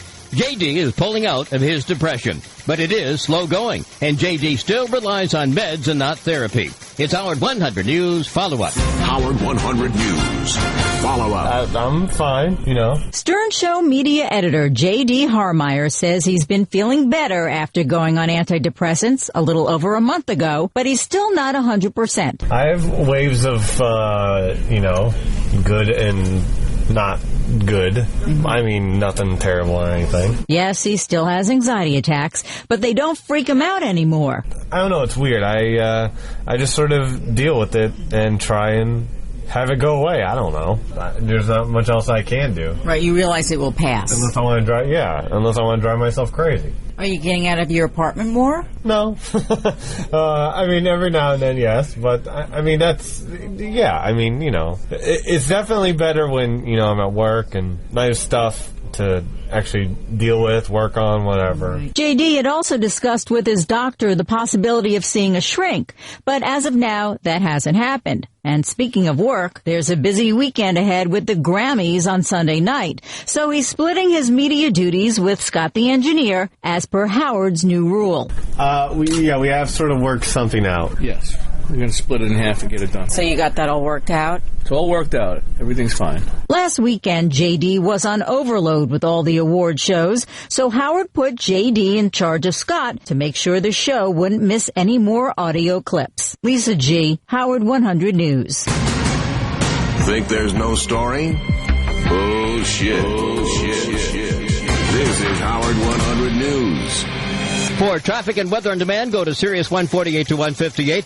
XM Traffic and Weather on Demand on channels 210 to 222. For Orlando, updates on the Beach Line and Florida Turnpike on Sirius 158 or XM 218. Another Howard 100 News Brief at the top of the hour, or as close as we can get. Howard 100. Attention, all active duty members and veterans of the U.S. military. Your proud service to your country entitles you with the right to participate in special VA loan programs with benefits not available to the general public, like the ability to purchase a new home with no down payment or mortgage insurance, or refi with cash out up to 100% of your present home equity with less strict credit criteria. You are entitled to these benefits. Review them online at varadio.com. This is Tim Lewis from iFreedom Direct and a veteran of Operation Iraqi Freedom. I want you to know that as a member or veteran of the United States military, you've earned special rights and privileges. On your feet! And get the details at varadio.com. iFreedom Direct Corporation is a private lender approved by the VA and licensed in most states. In certain states, certain restrictions and limitations apply. For a current list of licenses, disclosures, and all benefits, go to varadio.com. varadio.com. Happy Happy New Year, entrepreneurs. I'm Deborah Sweeney, CEO of MyCorporation.com with a New Year's resolution. Form a corporation or LLC this year and get your business off to the right start. And for a limited time, My Corporation is giving away free corporations and LLCs. Visit MyCorporation.com today or call 888-MyCorp8 to get your business started easily, quickly, and for free. Hurry, this offer ends January 31st. My Corporation, entrepreneurs welcome. My Corporation is a document filing service and cannot provide legal or financial advice. Shipping, state, and publication fees are additional. Listeners, Forbes magazine spotlighted why now, in this economy, is a great time to start an internet business. The internet is still one of the fastest, easiest ways to get rich, but you need to know the secrets. Internet Briefcase is a worldwide leader in helping people to prosper with their own internet marketing business, and they want listeners. Why? Because you match those who excel with Internet Briefcase. So tell us if this appeals to you. 1, you want to work from home and be your own boss. And 2, you believe you deserve $50K to $250,000 a year or more. Internet Briefcase has a unique system that simply helps create wealth. Their cutting-edge work-from-home internet marketing system will show you how fast and easy it can be to earn cash 24/7, even while you sleep. Earn money with other listeners. Hurry, visit InternetBriefcase.com. InternetBriefcase.com. That's InternetBriefcase.com. Freshballs.com. Nothing says Valentine's Day like Fresh Balls. Freshballs.com. It's a fact. During this holiday of love, women do not want to come face to face with the sweaty groin area. Freshballs.com. Fresh Balls takes care of that problem. It's a natural lotion which is aluminum-free, paraben-free, and talc-free, and it's a real product, and it works. Freshballs.com. He'll probably get you a card, but you're giving him a gift you both can enjoy. You know, you are a freaking genius. It's obvious. Fresh Balls is the perfect Valentine's Day gift for him. It keeps his balls dry. And her? Because it keeps her happy. Right, he's dry, she's happy, he's happy. Fresh Balls, the obvious Valentine's Day present and probably the answer to our economic problem. Because delivery is free to anywhere in America. Right, keeping America's balls dry. Bravo, Fresh Balls. Fresh Balls. It's a real product and a real solution to a real problem. Who's that? Some foreign guy with dry balls. That's good because we ship anywhere in the world. So order your Fresh Balls now exclusively at www.freshballs.com. Valentine's Day is a couple of weeks away. Hi, it's me, Mr. Hartfeld, Jay Thomas, for Pro Flowers. A dozen sweet expression roses for $29.99 and double those roses for $10 more. And you will get the free glass vase and the free chocolates. Now, if you've never tried Pro Flowers, what are you waiting for? We, all of us, have sent them, received them, whatever. They are great. Pro Flowers. The roses are guaranteed to stay fresh for 7 days. You can't lose. Trust me. All right? Order today, and you can pick the delivery date. Now, it's only available, till the end of today, Friday, with a guaranteed Valentine delivery. All right? So, Pro Flowers has this exclusive radio deal for the roses. It's $29.99. Double it up for another $10. Free glass vase, free chocolate. Call 800-PRO Flowers and just mention Jay Thomas. Or go to proflowers.com. There's a microphone, the upper right-hand corner. You click it, and you type in your password, Jay Thomas. Okay? Proflowers.com. Click the microphone, type in Jay Thomas, and don't forget, this special offer expires today. Your name is Jay Thomas. The Jay Thomas Show. The Jay Thomas Show. It's just weird. Howard 101. Yeah. Ira, the weatherman will be in later on. Madison and Julie are back in New York. I'm coming to you from Charlotte, North Carolina, where I was with Elisma last night, Julie. These these Polish triplets who play violins.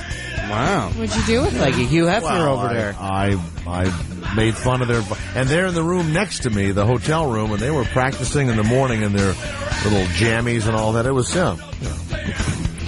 great evening. Let's go to Noel Biderman. You've heard of Ashley.com, of course. Noel started. Noel, welcome to the show. We haven't talked since you first started this thing. It was an online phenomenon. And then, of course, you're one of our big advertisers, so we'd be very careful with you. Very careful. I appreciate that, Jay. I do. Well, he's also put up a good chunk of change for this Tiger Woods contest that Howard's getting ready to do. Yeah, Ashley Madison's, bankrolling the $100,000 offer for this Tiger Woods Mistress beauty pageant. So we're looking forward to participating in that. That's going to be awesome. Now, do you have some of his real mistresses lined up and ready to go for the event? I think they do. I think they've actually spoken with some people back and forth, and I've been getting some updates. And so I think, stay tuned, listeners. I think you're going to be in for a treat when we actually get people in studio. I mean, someone is going to have a chance to win $100,000, but it's got to be one of his real mistresses. Yeah, but let's say if only two of them want to do it, I mean, you got a 50-50 shot. Oh, something tells me, Jay, these women are interested in money. Yeah, exactly. I was about to say these whores are going to line up. And the PGA. I'm down here in Charlotte, North Carolina, where they have a huge PGA golf course here. And everybody is saying the PGA is ruined. The television is down 30-40%. All anybody's talking about is Phil Mickelson's bra size. Well, he actually went on TV. Phil went on TV the other day and said, we need Tiger back. I think Stop talking about my tits. Bring Tiger back. The world is waiting for him to get back on the golf course, and hopefully it'll happen soon. All right. Now, obviously, when you first started Ashley Madison, you had a website company, and didn't you tell me that it was kind of a throwaway idea for you originally? Well, it was just, we were doing a bunch of different things, and so were a lot of other entrepreneurs. And so one of the ideas we hit on was just that, hey, there's so many attached people, married people going on these singles dating sites pretending to be single. Aren't they just taking a massive, massive risk? Because if they get found out, who knows what that person's going to do? They're going to go apoplectic on them, right? So we took a shot in the dark. We couldn't come across any research that even wanted to hint at the fact that women would go online to seek out an affair, anonymously. But we said, if we build a brand around females, around women, and really, create TV campaigns and great radio spots and do this and spend a lot of dough on it, maybe it'll happen for us. And so, listen, we did all those things, and, here we are. Here we sit today with 5 million members, and it's a total phenomenon, right? Ashley Madison is just like nothing that's ever been created before. Now, Madison, who works with us, and a lot of women. Don't get me in any trouble. No, wait a minute. Can you take criticism, Noel? Can you take? I can take it as well as the next guy. All right. Maybe better. And women have been calling up. Now, Madison, what is your problem with AshleyMadison.com? What is your problem? I just think it's gross. But you can't just say that. You have some facts. Nah. Why do they say that? I mean, we were just saying that when you go on Match.com, I just think guys are lying. I think it promotes cheating, and I believe in the sanctity of marriage. Are strip clubs gross? Is pornography gross? Unless you go with your wife. Is pornography gross? Good question. No, pornography's okay. Okay, so everyone has their own moral compass. I'm not trying to reset anybody. Look, you're a fellow Jew, so I'm not going to diss you. No, it's just about what works for you. And so listen, I don't know that Tiger Woods is necessarily a bad guy. I just have a feeling that his intimacy and his private life wasn't working out for him, and so I just think if you're going to get married, then you stick with it and you don't cheat. I'm sorry, that's how I feel. Then you don't go on AshleyMadison.com. Exactly. Thank you. And if Ashley Madison wasn't around, Tiger still would have cheated, and other guys are going to cheat, and other women are going to cheat. Capitalizing on something that is not right. I just got my married, then stay married and don't. I just got my new gold Ashley Madison credit card just the other day after 5,000 uses. Lifetime membership. Now, how do you keep women from going on AshleyMadison.com who are pretending that they're married? I mean, you can't ask for a marriage license and all of that. Yeah, no. Listen, there's zero chance of going on the service and trying to ferret somebody out. I suppose you can go and pose as somebody and hope that they'll actually reveal their name to you and you get their picture and then say, I've got them busted. Like people talk about it all the time. You have to really use the service to know how discreet it is. So it doesn't work that way for the most part. But listen, I think a lot of people, truthfully, are naive about what their spouse is up to. I don't think most people. It happens sometimes, but that tends to happen with a real office romance. The person keeps working late and stuff goes on and they start being suspicious. But, when people stray on their partners, they're always shocked. They're really surprised. And that just, is part of the problem. There's a huge disconnect in America's bedrooms, right? There's 20 million people who are categorically in sexless marriages and they didn't sign up for that. So I don't know what they're supposed to do. Just get a divorce then. No, that's ridiculous. That's ridiculous. No, wait a minute. Why is that ridiculous? Go to couples counseling. Why don't you do that? You're basically saying Why don't you go to couples couples counseling and work it out. You know, let him answer. answer. Couples counseling, there's 100,000 plus social workers and couples counselors out there, and the majority of people who go to couples counseling end up leaving their relationship, and so it doesn't always work. You can't talk your way out of a sex problem. It doesn't work. Fine. Yeah, so no, it's not fine. It's just people leave their marriages for their sexual needs. That's a selfish act. You have a family. Well, now Trish McDermott, who I guess helped found Match.com, has accused Ashley Madison of being a business built on the back of broken homes, ruined marriages, and damaged families. But we were saying earlier that we think Match.com and eHarmony are full of crap also. Why? No, I don't think we're full of crap. We're actually a marriage. No, I think those are full of crap because people go on there and pretend they want a relationship. Is ridiculous and they're going to get laid. That statement is ridiculous because if Noel's site wasn't available, all these broken marriages and families, all that shit is going to happen anyway. Yeah, we're helping people actually preserve their marriage. It may not be the kind of marriage that you, Madison, are saying is the kind of marriage you would want, but you know, these people do love their partners. They cherish their kids and their family and their extended family and their house and all those things. They don't want to walk away, but they do want some nookie, and I don't know that makes them any kind of criminal. I think they're just over-vilified in America. Take a look at what goes on in Japan, Brazil, France, all these places. Infidelity is so much higher there, at least reported infidelity, but you know, divorce is so much lower. I can't help but wonder if they haven't figured something out. Well, I'm going to give you a personal story. I went to AshleyMadison.com, and I went on there, and I found a woman who just fit what I wanted, and we hooked up, and it was my own goddamn wife. Now, that was the only... It was a bit of a letdown. The old Pina Colada song. Yeah, the old... Play the Pina Colada song for us, would you? We got in there, and we were both, you know... And Pina Colada song. It's not just other married women on there. Like what a setup. You guys, you couldn't see it coming? I mean, I'm the most obvious guy in America. I was looking around at Shuli and Garrett, like, what is he talking about? She came in, and there she was. Now you're a married man, aren't you? I am. And you have I mean, we talked about this. Do you have little girls and stuff? I have a little boy and I have a little girl. I have both. Yeah, right. Now, the wife, you're sitting around and someone says, hey, what's Noel up to? And then she says, well, this AshleyMadison.com is taken off. Has it caused any of your friends or your wife's friends to not want the kids to have a play date and stuff like that? I'm not kidding you. That happens in It's a great question. I mean, not that I'm aware of. Maybe she's sheltering me from it. But, you know, this week she said, someone asked, what's Noel working on? And she's like, I think he's working on his Mistress Day campaign because he's been running some ideas by me. And so she also sometimes gets, his Mistress Day campaign? You guys never heard of Mistress Day? It's so funny because there's been a bunch of people now claiming that I'm trying to invent a holiday. But I honestly heard about it and I'm just trying to leverage it. But Mistress Day is, February 13th. It's the day before Valentine's Day when you're supposed to make sure that you get all the same gifts and goodies for your mistress because she's also, keeping you warm. And absolutely, So now, your wife must watch you constantly because even if you thought about screwing around, when you sat down with your wife and told her that you were going to do this, I know you. Listen, it's certainly Listen, even as a guy that thinks Mel Gibson is a terrible person, I just said earlier that if he gave me enough money, not much even, I would do a movie with him, right?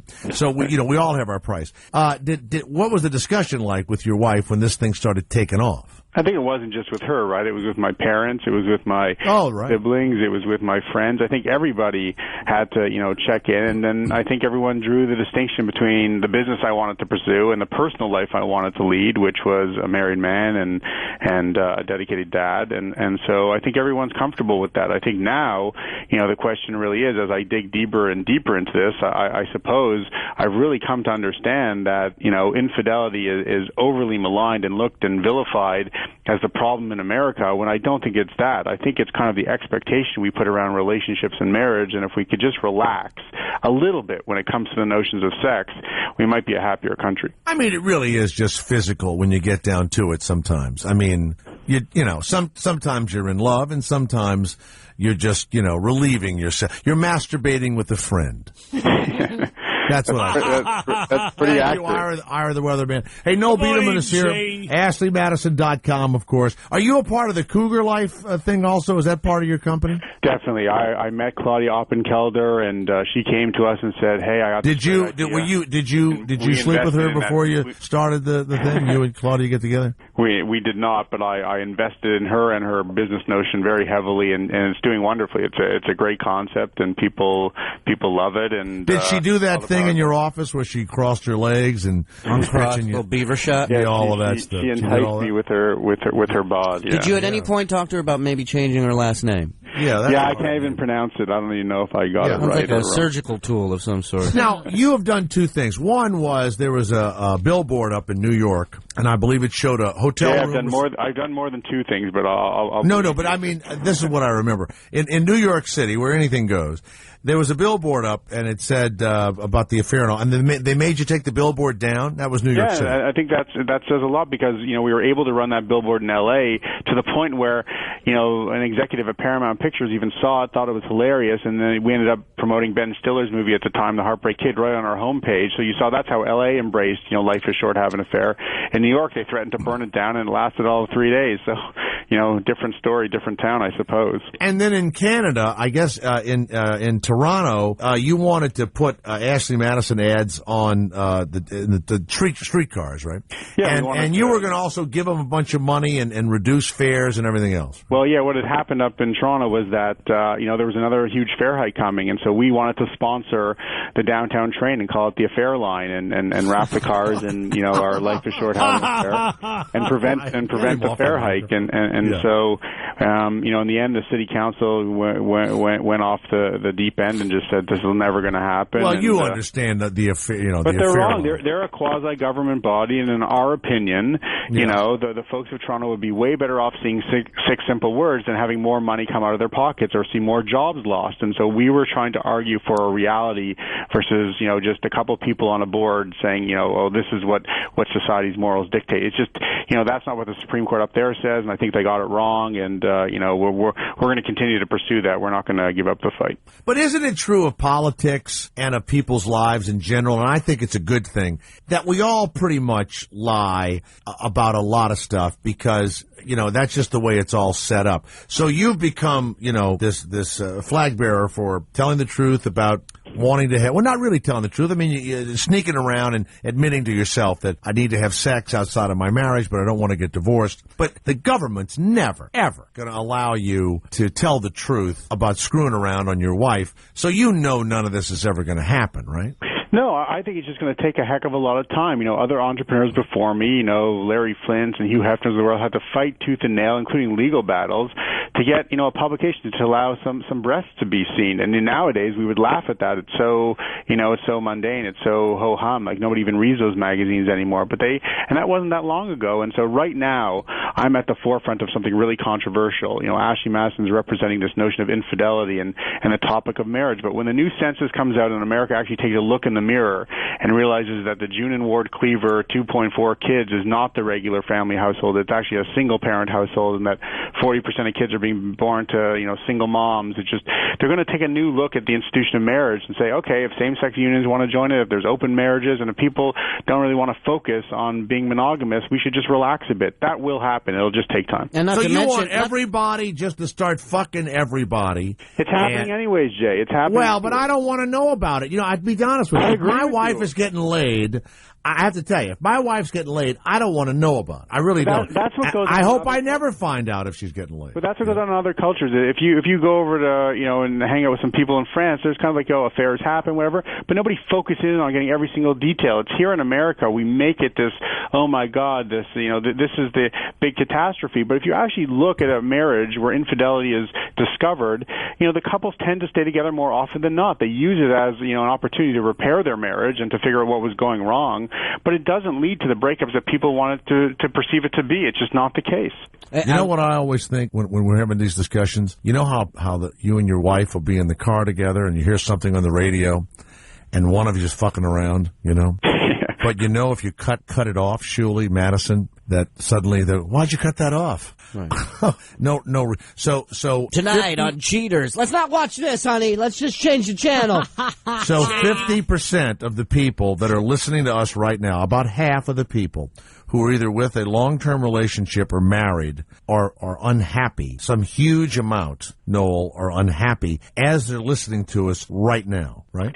Yeah, they're either that or they're being, educated that this service exists that's for them, and so they're ecstatic. I guess it's, the So they're marking it down in their head right now. So. Yeah, I think they're going, Ashley Madison, I got to go check that thing out. And real quick, after listening, go ahead, Shuli. Go ahead. Real quick about the government, being against this in Canada, be it here in the States. I mean, these are all these officials sooner or later are all discovered for having these extramarital affairs. Not all of them, a few of them. A good majority. Listen, the ones who usually yell the loudest are the ones who have something to hide. Yeah, but infidelity rates in Washington are really high. Yeah, they're really high between people working in government, and the reason is part of the culture there. You have a lot of young, bright, ambitious people coming to that town, and so there's just a lot of opportunity, and opportunity and infidelity are always correlated, Jay. They just always are. That's just a fact. You're the king of infidelity. I'm the king of it. I just never get to participate in it. AshleyMadison.com.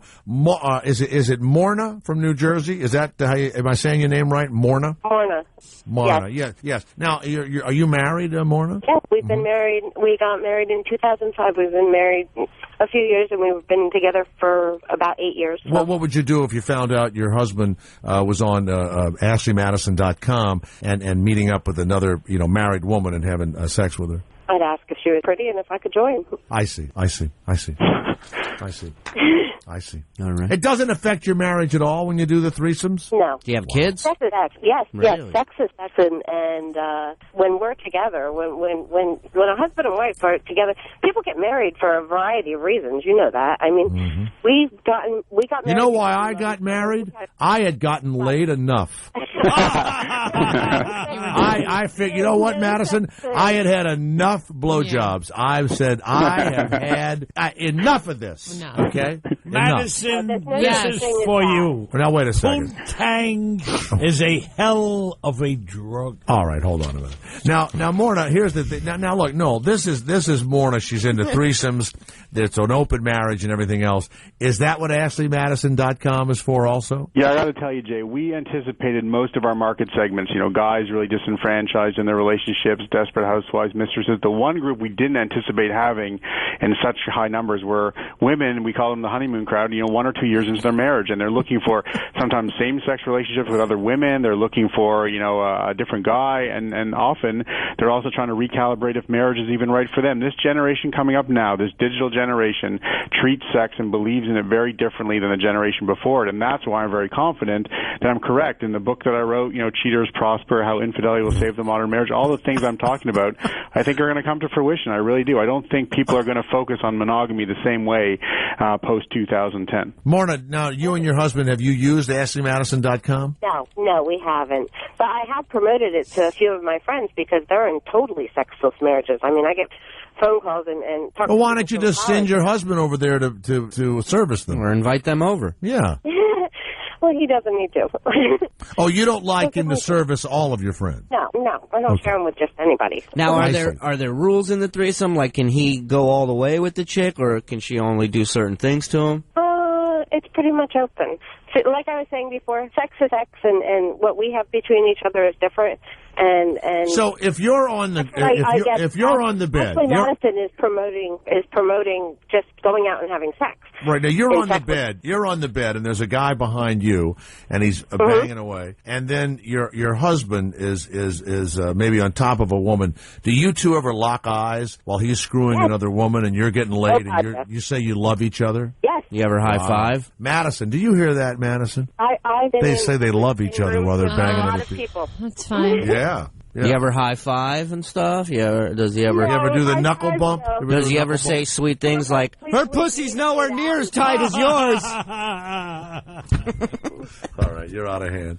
Well, it's a lovely story. Now, Noel, do you see that? Noel, as soon as we start talking about it, we become derisive. We begin making fun of people. No, I don't think that's fair. I mean, you're Shuli's a terrible person. I might add. I'm a bad human being. You're being entertaining to your audience. He's a great guy. But no, seriously, in your marriage, you would never do what you promote in AshleyMadison.com. Listen, what I tell people all the time is the God's honest truth. They ask me, what happens if your wife used the service? I would tell them I would really be devastated, but I wouldn't blame a website. That's ridiculous. I wouldn't blame a hotel room or another inanimate object that goes, oh, she talked on the cell phone. I'm going to blame AT&T or Verizon. That's ridiculous. Right. I would take a look in the mirror and say, how did I fail my relationship? Right. And so if you don't want your partner to stray, then learn how to perform oral sex. Get kinky. Have fun. Ask them what they want, what they need, and engage your partner. And Start then playing with the little man in the boat more. Goddamn right. No. Let's go to Phil of St. Louis. Noel Biderman's here from AshleyMadison.com and, of course, CougarLife.com. Phil, have you ever used the service? Yes, I did. It was great, too. And I want to say thank you to Mr. Biderman. Are you married, Phil, or are you a single guy pretending you're married? I am married. I've been married 17 years. Oh, how's that going? It's going good, actually. Right on. Now, you logged on, and how long did it take you to come to fruition? Well, this is the ironic thing. I logged on at like 4 o'clock in the afternoon, set up a profile, sent out a few feelers, and at 8 o'clock that evening I was having sex with another guy's wife. Wow. Is your last name Biderman? Are you Phil Biderman? Was the guy watching? The husband? Now, wait a minute. You logged on at 4, and you were getting laid by 8 p.m. that evening. It's a 4-hour turnaround for Poontang. That's unbelievable. That's great.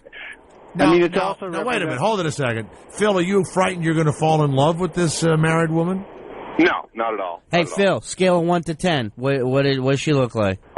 7. She's a little younger than me, about in her early 40s. I'm in my late 40s. Oh, I mean, she's not a supermodel. I mean, but when you got what a home truck driver that can night, get. when you got home that night, were you embarrassed? Were you? What was your feelings when you got back? Were you embarrassed when you were washing your dick in the sink? Yeah. No, not at all. Okay. In fact, I went to work afterwards. I work nights. Great. All right. Jay, I just got a message Thank from you, a Phil. listener named Vaughn. And he says, I don't like Ashley Madison. I hope it goes bankrupt. Oh, my God. How dare you, Vaughn? No, wishing you go bankrupt, no. Not going to happen. That wasn't me. That was Vaughn. If I go bankrupt, how will I continue to put those witty jingles and ads on, the Jay Thomas show? I'm with you. Jay, I just got an email from someone named Addison who says, I agree with Vaughn. All right. AshleyMadison.com, Noel Biderman. Hey, man, thanks a lot, because when I first talked to you, you were just a guy on the internet that started. Didn't you have some other, normal kind of a business? I guess that's over. Yeah. Right? I've been doing online stuff in real estate space, all sorts of other spaces for decades. It's just, this is the one that's turned into the phenomenon, and partly it's thanks to people like you who have had the courage to air the ads, talk to me in an open forum, and so more and more of your listeners sit there and say, hey, I'm going to check it out. And like that last guy, Phil, who just called in, it works for him. He's not guilty about it. It's something he's doing for himself, and it makes sense. It really makes people happy. So hard for people to digest, but it's the truth. Well, I have I'm sorry to tell you this, but I'm starting a website myself. It's called Stand on My Wife's Back, so you can go deeper.com, which is a new one, so she can be satisfied. So we should talk. I'm always looking for great ideas to invest in. AshleyMadison.com. It started as a simple phone conversation, and I should have bought stock, unfortunately. Noel Biderman, thanks very much. I appreciate it. Thanks, guys. Have a great one. See you, Noel. The Valentine feeling is here at the Jay Thomas Show with Shuley and Madison at Howard 101. Do you have any idea who you talking to? Jay Thomas. Jay Thomas. Jay Thomas. Corrupt and immoral. Jay Thomas Show. Call 888-STERN-101. We'll be back with more of the Jay Thomas Show. Howard 101. Around the world, then up your block. It's time for America to wake up. No more bullshit. This is it. It's a revolution. This is a Howard 100 News Brief. I'm Ralph Howard. After another contract battle, the familiar voice of Riley Martin is back on Howard 101. And something else familiar about Riley. Riley is complaining about his pay. It's Howard 100 News, Langford Unleashed. Howard 100 News, Langford Unleashed. You're starving me out over here. Asking for a raise like only Riley Martin can do. I don't want to be unreasonable, Steve. However, the cost of living since I started has gone up extremely, and at $400 a week, before New Jersey and New York taxes is not conducive to, like, eating food and things like this. Technically, what Riley is asking for is more time on Howard 101, say another hour another night, which would, of course, mean more cash. And now, if you're thinking, well, we ain't going to give this nigga no more time because we may have to give him $3 or $4 more, then I would think that that would not be good business acumen on the part of Sirius Satellite Radio. Riley says he's received a fairly clear response from his bosses. And essentially what they said was, fuck you. But things are actually a little more complicated than that, since Riley Martin agreed during counseling with Dr. Keith Abloh last year that he would not make more than one request a month about doing more shows on Howard 101. In fact, reporter Lisa G. asked Riley about just that last year when Martin had 2 shows in 1 week here. I wish they would do this on a permanent level, Lisa G. You know, say 2 days a week. Right, but remember what the deal was? You're not allowed to complain about it? Right. Well, I'm not. Well, I won't complain to Tim. Riley would now seem to be in clear violation of that agreement with Dr. Abloh, since he's said to have made several requests in recent weeks about doing more shows here. I don't think so. I've not openly and publicly asked for anything, but I've asked for some more time on the air. Nonetheless, Keith Abloh, being more or less a chattel of the powers that be, is a nice guy, I'm sure. But he can feed his family. I cannot. A Riley relapse? Steve Langford, Howard 100 News. Stir shit up from the comfort of your home. Call the Howard 100 News Tip Line, 877-H100-TIP. For serious traffic and weather on demand, go to channels 148 to 158 or XM channels 210 to 222. Another Howard 100 News Brief at the top of the hour, or as close as we can get. Howard 100. We are changing the face of radio. Changing everything that needs to be changed. This is something that people are talking about. Revolution. Revolution has won. Hail to the king. We made it. Howard tempts a whole generation. Welcome to the world of Howard Stern. Suggested for mature audiences. Howard 100. Howard 101.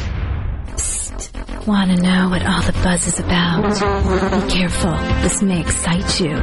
BZID.com. How would you like to acquire the finest things in life and save up to 99% off? At BZID.com, you can bid on new, brand name electronics, computers, collectibles, jewelry, appliances, event tickets, luxury vacations, and even cars for 75%, 85%, and 99% off retail. A new car for $759 or a 60-inch plasma TV for $65. If these whet your palate, get over to BZID.com. Their auctions are so easy and last as long as 24 hours or as quick as a few minutes. Prices are so low that I can't even reveal the brand names for these products. You'll have to go to BZID.com to see for yourself. Go to BZID.com today and use the offer code Sirius or XM. Save up to $100 off your first auction win. That's BEEZID.com. BEEZID.com. Prices after rebate. HD access and equipment required. Offers in 2810. New customers only on approved credit. Credit card required. Other conditions apply. $100 back via DirecTV Visa prepaid card issued by Metabank. Pursuant to a license from Visa USA Inc. Hey, sports fans! Get the most out of your flat screen with DirecTV. Watch 8 different sports channels at the same time. Live on your TV. Last chance to get over 150 channels for just $29.99 a month for a full year. Plus, ask about a free HD DVR upgrade. Call 888-DIRECTV. Last chance to get 2009 pricing plus $100 back. Call now. 888-DIRECTV. Listen carefully to this message. If you're about to buy hardwood flooring, you're going to pay too much. Unless, of course, you buy from us. We're lumber liquidators, and no one, including those big box stores, can sell wood flooring for less. When you buy your quality hardwood flooring from lumber liquidators, you save hundreds, if not thousands, every time. Because we buy direct from the mills. We are truly the wood floor experts. To prove it, we'll send you our beautiful full-color catalog absolutely free. Call 1-800-690-9230. It's filled with top-quality hardwood flooring for less. Solid hardwoods in cherry, oak, and walnut, bamboo, laminates, and even Bellawood pre-finished flooring with a 50-year warranty. The same floor Bob Vila has in his home. Don't pay more than you have to for flooring. Call Lumber Liquidators now. We even offer installation and financing. Visit your local Lumber Liquidators or call now for your free catalog. 1-800-690-9230. That's 1-800-690-9230. 1-800-690-9230. In a world where brilliant tech professionals are forced to deal with mindless coworkers. Should this be plugged in? Incompetent bosses. Yeah, I'm gonna need you to come in on Saturday. And job sites that don't know tech from dreck. I said I'm a Java developer. That's got nothing to do with coffee. There's only one hope for salvation. Dice.com. Dice is the #1 technology job board. For over 17 years, Dice has focused exclusively on tech jobs, meaning you won't waste time sifting through the garbage you'll find on other job sites. Go to Dice.com to find thousands of jobs all across the country. Software engineers, DBAs, project managers, systems administrators, web developers, and more. Visit Dice.com today. Dice.com. Jay Thomas. Jay Thomas. Jay Thomas. Corrupt and immoral. The Jay Thomas Show.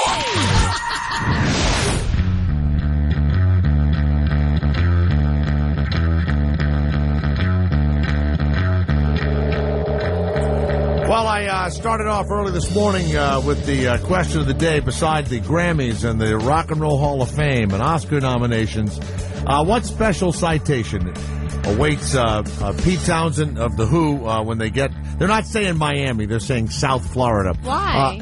Tommy, it's a, so that Boca Raton and West Palm Beach and all that don't feel left out. Oh, Jesus. Idiots. Tommy, Boston, the Jay Thomas Show. Good morning, Tommy. Well, wait a minute. Which stadium is it at? 16 degrees in Boston. Wow. Right now. Wow. Did you say 15? Yeah. More like 8. Feels very like cold. 8, but with the wind You know what, chill, it's Tommy? about 8. What? You're not the Tommy the Weatherman. We don't need you saying anything. Okay? Okay, Jake. That put It's me on. Ira the Weatherman, and you're Tommy the radio Just listener. agree with him. Hey, congratulations, Madison. Oh, thank you. And Julie, shalom, bitch. Shalom, bud. And he's going to get the MVP, Most Valuable Perv. That's exactly right. He's going to be named... Yeah! Yahoo! The police in Miami, now, it's a sex offender advisory, and it is a notice that when a pedophile or someone accused of pedophilia, but I thought that he was never convicted. Yeah, he wasn't. I He didn't was think just so either. looking at it on the line, I believe. Now, if I'm looking at it online too, it says sex offender You're advisory, looking at child pornography online? but it's protect our children. So it's not the police. It's just a group. Is that what it is? Oh, okay. They have his real name, Peter Just a Dennis. bunch of nudniks. I guess Blandford Townsend, known as Pete Townsen, and they're going to hand out these. His name's Blandford. Blandford, yeah, Blandford. Protect Our Children, which is just a group. He was never convicted. He was only looking at child pornography because he was doing research. Okay. Right. Yeah. Jay, there's another citation he's going to get. What is He's a pinball wizard. Beanball. This must be your big day, huh, Tommy? This is your... Hey, Ira, you are right. Poontang is a very strong drug. Thank you. Thank you. Townsend said in a statement, from the beginning, I acknowledged that I did access the child pornography site, and I had to give the police full access to my computers, but I made it clear that my concerns were over the shocking material that was available to the children. I was on KidTube for research. Maybe I he was really just researching the campaign that I was putting together involving child abuse. Okay, What is he, the head of a task force? What is he researching? You never know. I don't know, but You never know. And he thinks it's libelous for this group to be handing out his picture outside of the stadium. I might add. Well, he won't go in That's through right. the entrance. He'll go underground. Yeah, just No, thousands but he's of not people. gonna be- Just thousands of people. By the way, wouldn't you love to have one of those and get him to sign it? That'd be great. Hey, I'll tell you what, we could sell that at Antiques Roadshow for a ton. Hey, Blandford, big fan, man. Blandford, can you sign this? Tell him Gary Summers asking. Telegram, Pete Townsen, just sign here. You know. Jay, can I say something? Telegram. What? Yes. Telegram. The Who rocks, and they kicked the Rolling Stones' ass. No, I don't think so. I think so. I do love Rolling the Who. Stones are overrated. No, you know, I am such a commercial the Beatles person. Are. Yeah, the Beatles are overrated. Yeah. By the way, the Beatles video game or whatever it is, Rock Band, complete failure. Yeah. Because the people that play the games, you think my kids know anything about the Beatles or care? I mean, the Beatles do span generations, but they don't. It was a hard day's night. It's Ira the Weatherman. Do we have our pedophile commercial? Do we have our pedophile commercial that we need to run? Jay. Ira Breckenridge. All right, thank you so much. Tommy in Boston, answering the question of the day. It's he's the MVP, the most valuable perv. This is a interview with a pedophile. Jay, Here we go. I got a... Hold on, Ira. Some people might think you're the pedophile. Relax. Yeah.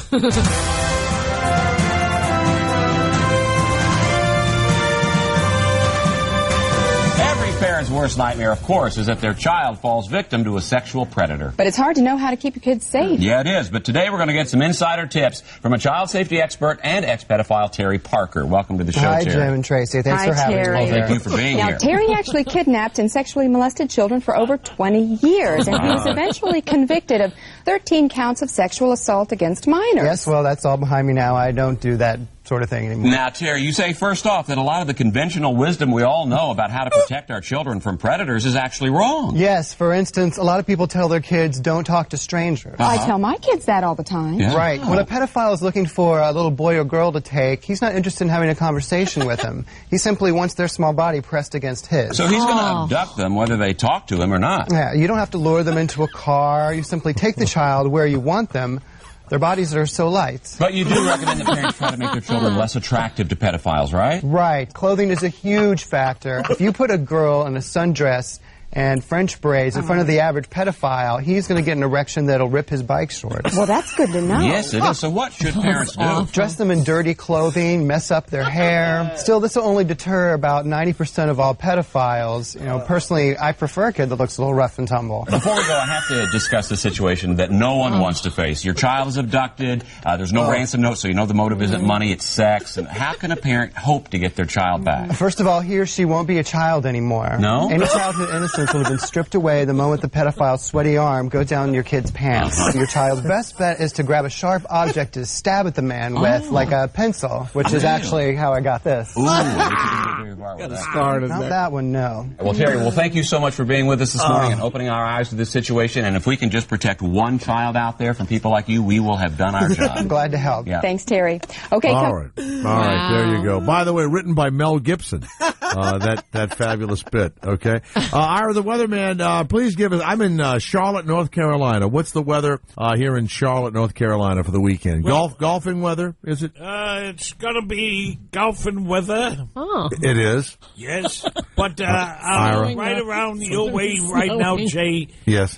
Snow flurries. Well, you don't play golf in the snow too often. Can't. No, you really can't. Playing golf in April or May. Yes, you just said it was snow. It's gonna snow from here to eternity. Where you are. Yes, gonna keep snowing. Yes.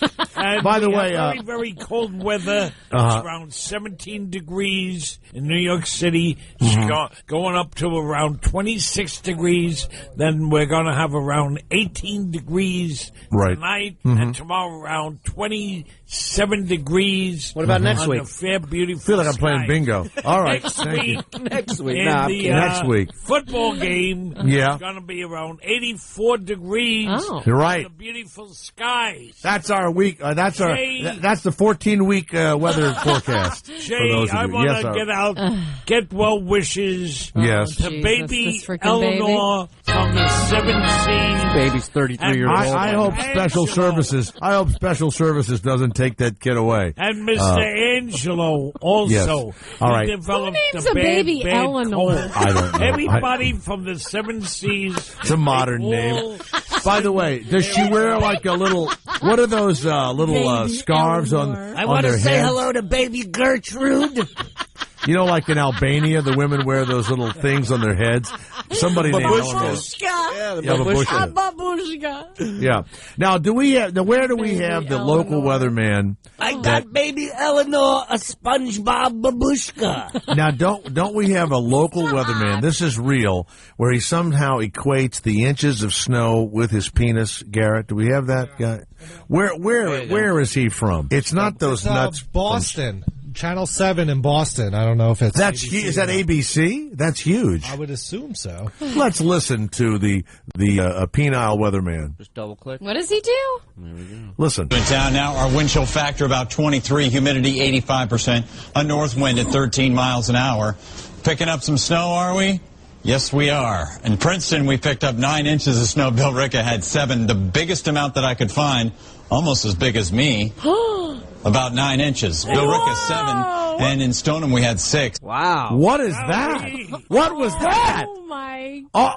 What are the faces like on the people around him? Oh, that's great. And while he says it, he does like he spreads his knees out and bends down a little. Like no, I swear to God. Wow. What happened to him? Amazing. Let's take a look at our barometer. Excuse me while I whip this out. I believe he Why got is he black all of a sudden? tossed. That's from Blazing Saddles. He's off the air now? Yeah. Oh no. I think he forgot, or like the teleprompter didn't work or something, and he improv'd. Oh yeah, that's horribly. good. Yeah, I'm blanking. Let me talk about my cock.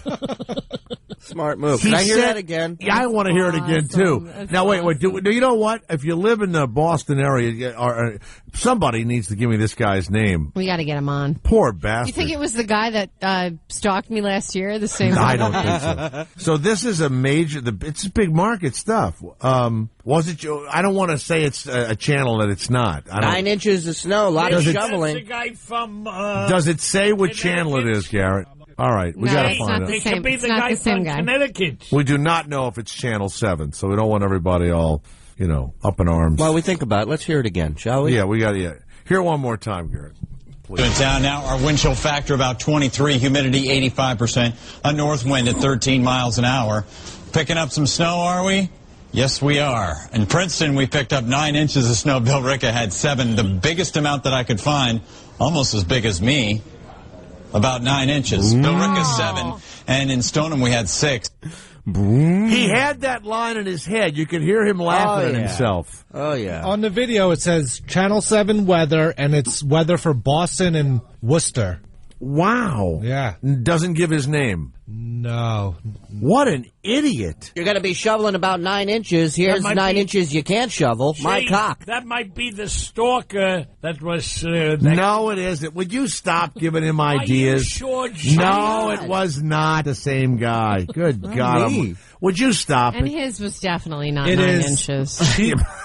Channel 7's chief meteorologist, Pete Bouchard.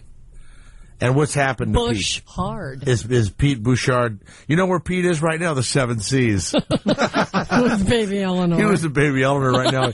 Blowing her nose. He's blowing baby Eleanor's nose. Terrible. 9 inches of snow. Time to hit the slopes. Get it? All right. If you watch Ultimate, or what is it, Fight Science... surely you watch all these. Now, the guys come on in a couple of minutes, and so what they do is they get people to fight each other in the equipment used many years ago by warriors. Well, I think you guys are mixing up two different shows. Really? The show that I remember seeing is one that has to deal with the science of fighting.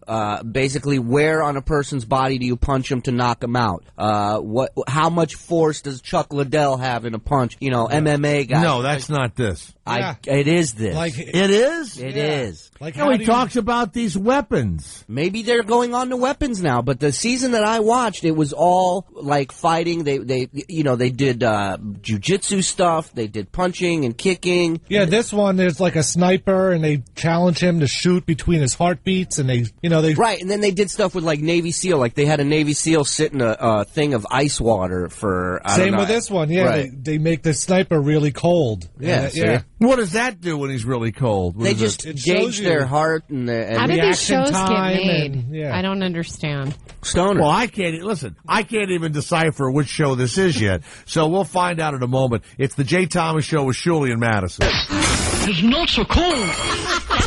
Famous for roles on Murphy Brown. This man is making a sexual dance on my wife. One leg over my shoulder. Are you talking about shaved assholes and your kids in the car? The Jay Thomas Show. Howard 101. Around the world, then up your block. It's time for America to wake up. No more bullshit. This is it. It's a revolution. This is a Howard 100 News Brief. I'm Ralph Howard. How is your sphincter? Is your sphincter working properly? It's Howard 100 News in depth. Howard 100 News in depth. But over time, the sphincter tone, which is that little muscle that normally holds the poop in, gets loose. Dr. Kimberly Diori of SiriusXM Doctor Radio describing what's called a prolapsed anus. It happens in adults who've had chronic constipation, and this may be one of the reasons a piece of poop was found next to the Stern Show's toilet bowl. And so then when they're standing up or sometimes just finishing a bowel movement, they think they've got everything out, stand up with their pants on, and then something else kind of comes out. And that's not the most common cause. The most common cause is sphincter dysfunction. People who have a decreased sphincter tone usually are people who either, have continual anal sex or objects placed into the anus. Doctors test for a healthy sphincter by seeing if you have an anal wink. Where you have them bend over and you kind of stroke the side right around the anus, and the anus should wink. It should contract. In addition, if someone is constantly constipated, they could have a bit of hardened stool that's just sitting there, and sometimes it just comes out unexpectedly. Lisa G., Howard 100 News. Like Ronnie Mund, we go in raw. What are you looking at? This is Howard 100 News. Get the latest traffic and weather on demand on Sirius channels 148 to 158, XM 210 to 222. For Tampa, updates on the Crosstown and the Courtney Campbell on Sirius 158 or XM 218. Another Howard 100 News Brief at the top of the hour, or as close as we can get. Back to programming in a minute, but first, listen to this. Seems the New York Mint is releasing to the public classic U.S. gold coins. There's a number you can call for free historical information and a free DVD. But first, it says that during the Great Depression, people were greedy for gold coins because no one wanted to face economic turbulence without the security of gold. The government finally took them out of circulation, and a government meltdown was ordered. That's why most of us have never even seen a classic U.S. gold coin. But recently, a stash was discovered in Europe. Gleaming U.S. gold coins minted between 1866 and 1933, all uncirculated. It says the New York Mint is releasing them to the public on a first-come, first-served basis when you call, here it is, 1-800-916-6528. Wouldn't that be amazing to hold U.S. history? Okay, if you want that free historical information and the free collector's DVD, the number to call is 1-800-916-6528. 1-800-916-6528. It's been a childhood dream to own your own business, your company, your vision, your risk. Get your business started right by forming a corporation or LLC. BizFilings.com will protect your assets and keep you in the game. For your free guide to incorporation, visit BizFilings.com. BizFilings.com. Incorporate your dream. Listeners, Forbes magazine spotlighted why now, in this economy, is a great time to start an internet business. The internet is still one of the fastest, easiest ways to get rich, but you need to know the secrets. Internet Briefcase is a worldwide leader in helping people to prosper with their own internet marketing business, and they want listeners. Why? Because you match those who excel with Internet Briefcase. So tell us if this appeals to you. 1. You want to work from home and be be your own boss. And 2, you believe you deserve $50K to $250,000 a year or more. Internet Briefcase has a unique system that simply helps create wealth. Their cutting-edge, work-from-home internet marketing system will show you how fast and easy it can be to earn cash 24/7, even while you sleep. Earn money with other listeners. Hurry, visit InternetBriefcase.com. InternetBriefcase.com. That's InternetBriefcase.com. Of all the numbers in your life, the one you can control is your mortgage rate. Get to a better place. I'm Deanna Doherty, president of American Equity Mortgage. With our rates and APRs in the 4s, we can save you money. Hundreds, even thousands of dollars every month. Don't wait to take advantage of our low rates to lower your payments, consolidate debt, or get cash back for other expenses. With rates and APRs in the 4s, you must act now before rates go up. Call American Equity Mortgage, 1-800-236-2600, 1-800-236-2600. Lock in a low rate today. Call the home loan experts and take control. American Equity Mortgage, 1-800-236-2600, 1-800-236-2600, or apply online at AmericanEquity.com. Call now to lock in a rate and APR in the 4s. American Equity Mortgage, Equal Housing Lender. For licensing and disclosures, visit AmericanEquity.com. Noel Biderman was just here, the man that started Ashley Madison, and he has done the research. 74% of men say that they would have an extramarital affair if they knew they couldn't get caught. Are you one of them? Well, if you are, Ashley Madison is for you, okay? You can have sexual relations outside of your marriage, and it can be kept secret, completely secret. AshleyMadison.com, the dating service that is specifically made for married men and women for a discreet, secret affair, okay? Now, you'll meet married women who have just as much reason to keep their affair a secret as you do.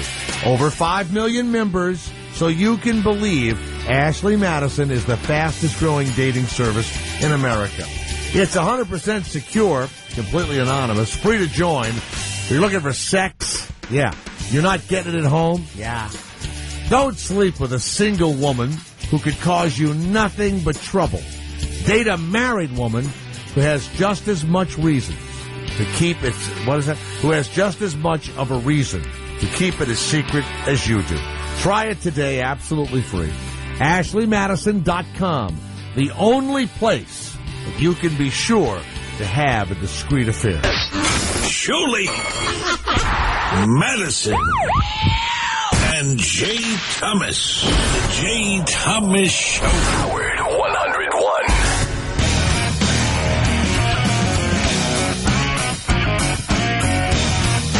Go to jthomas.com, my babe of the day. I also have the casino is open, Julie and Madison. I have a little casino. Oh, yeah? There you can play. And very soon, I'll be putting up my entire career on the Internet. New shooter coming out, Yo 11. Yeah, that's me, right there.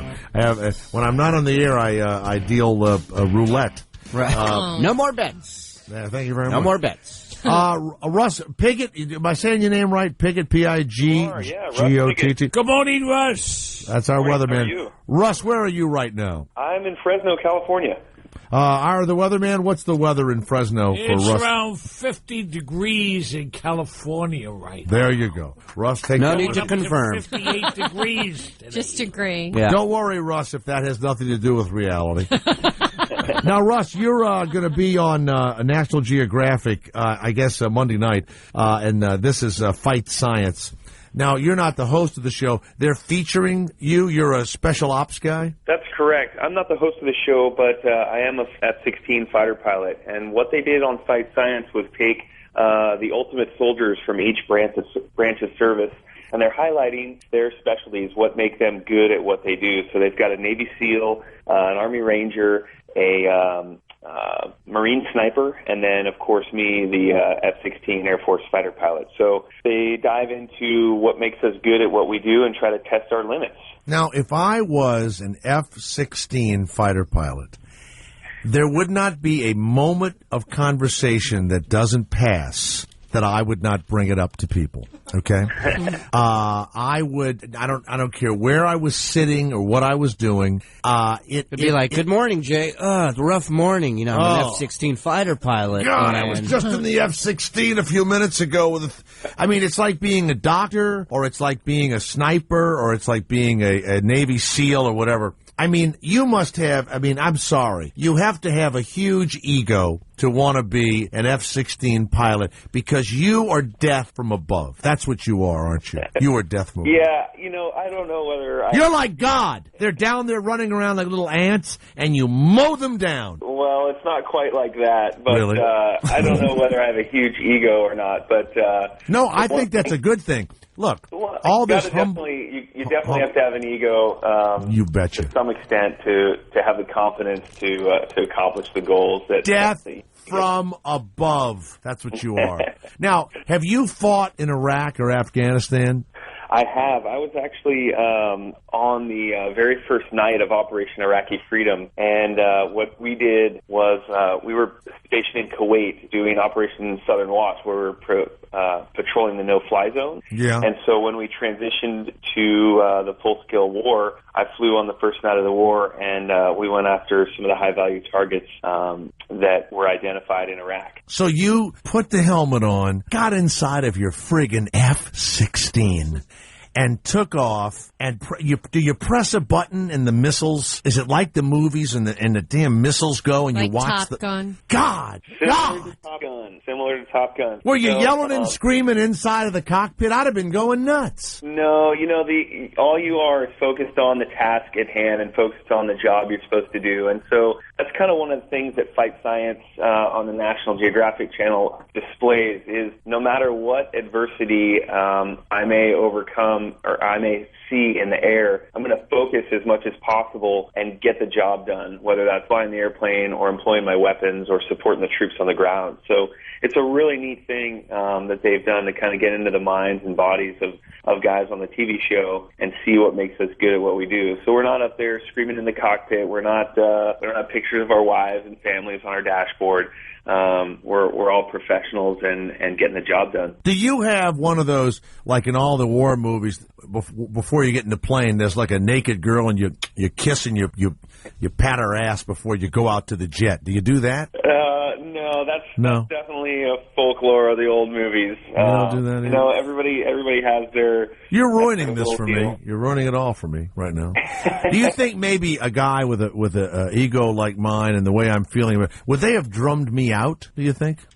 You know what? It definitely takes a bit of adaptability into the role. So if you're not following the path per se of what needs to get done, you can't. You got to be able to go down the same path. It doesn't mean you can't have your ego, but the bottom line is when your wingman needs your help, just like in Top Gun, never leave your wingman. So it's not about the ego at that point. It's about getting the mission accomplished. Now on Fight Science on the National Geographic Monday night. Jay, yes, sir. I was in a F-16 once, and I made a Mr. Schmidt in my pants. Yeah, he made a... Now, you see, my weatherman went in an F-16 once, and he crapped at his pants, is what he's trying to say. I went up one time. I paid a bunch of money.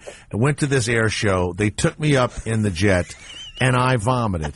How do you not either crap in your pants or Is that vomit? one of the things they test in I don't get how you do it. I was ill in your the level thing your level to puking. The first time they flip you or whatever, what happens to you? Yeah, absolutely. The first time that anybody goes into an area that they're unfamiliar with, such as aerobatics or high G activity or flying in the weather without your instruments, it's disorienting and it can make you feel sick. And yeah, guys throw up, guys have adverse reactions from their body. But what we do throughout our training is build up our tolerance to that and adapt a mental mindset and a physical mindset that we understand what's happening with our bodies. And but can you get thrown out? Because, if you puke... Jay, I can puke right now. No, don't do it right now. Who wants to see it? No, we don't want to see it. If you start vomiting and you're in training, would they throw you out of the service? We definitely have had guys that did not make it through flight school because they were just unable to overcome air sickness. God. But they will work with you for a long time until that point happens. So, I knew guys that were sick for most of their pilot training time, and then by the time they ended pilot training, they had overcome it and they were fine. It took them a while, and it was pretty horrible feeling for them, but they did that, and they definitely tried to make me sick in Fight Science. They put me in a gyroscope spinning at 90 RPMs, and get him off the microphone. Monday night at 10 p.m. Eastern. Now they spin you around, and then what do you do after that? Then they put you in and they make you. Well, you don't fly the plane, do you? They just spin you around. Is it simulated after that? Right. On the show Fight Science, they put me in a gyroscope and spun me around, and they had me do cognitive decision-making tasks. So I had a keyboard, and I had to understand questions that were asked of me, and then type out the answers to the questions, and then tell them to the audience. So what you'll see is me spinning around and having a good time.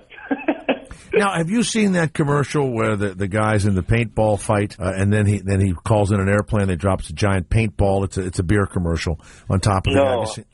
Have you seen that one, Shuley? Which one? The guy calls in the Air Force jet and drops a paintball on his boat. Oh yeah, where he could call off the tank at the end. Yeah. Ira, I want you to be quiet. Did they put I have a war hero on the phone. Sauce on the gyroscope? No, they didn't. All right. Russ, it was great having you with us. Russ Piggott. Russ, have a good weekend. National Geographic Channel's Fight Science. It's very embarrassing. Sorry. Monday night, he'll be in a gyroscope. They spin him around. They don't put any white sauce on him, and he can still do it. Thank you so very much, Russ. I appreciate it. Thank you, guys. We'll see you on Monday night. Thank you. Now, Ira, you can't just... This man was a war hero. You can't have a war hero come on and talk like that. Ira, you have to pay attention. Cowboy.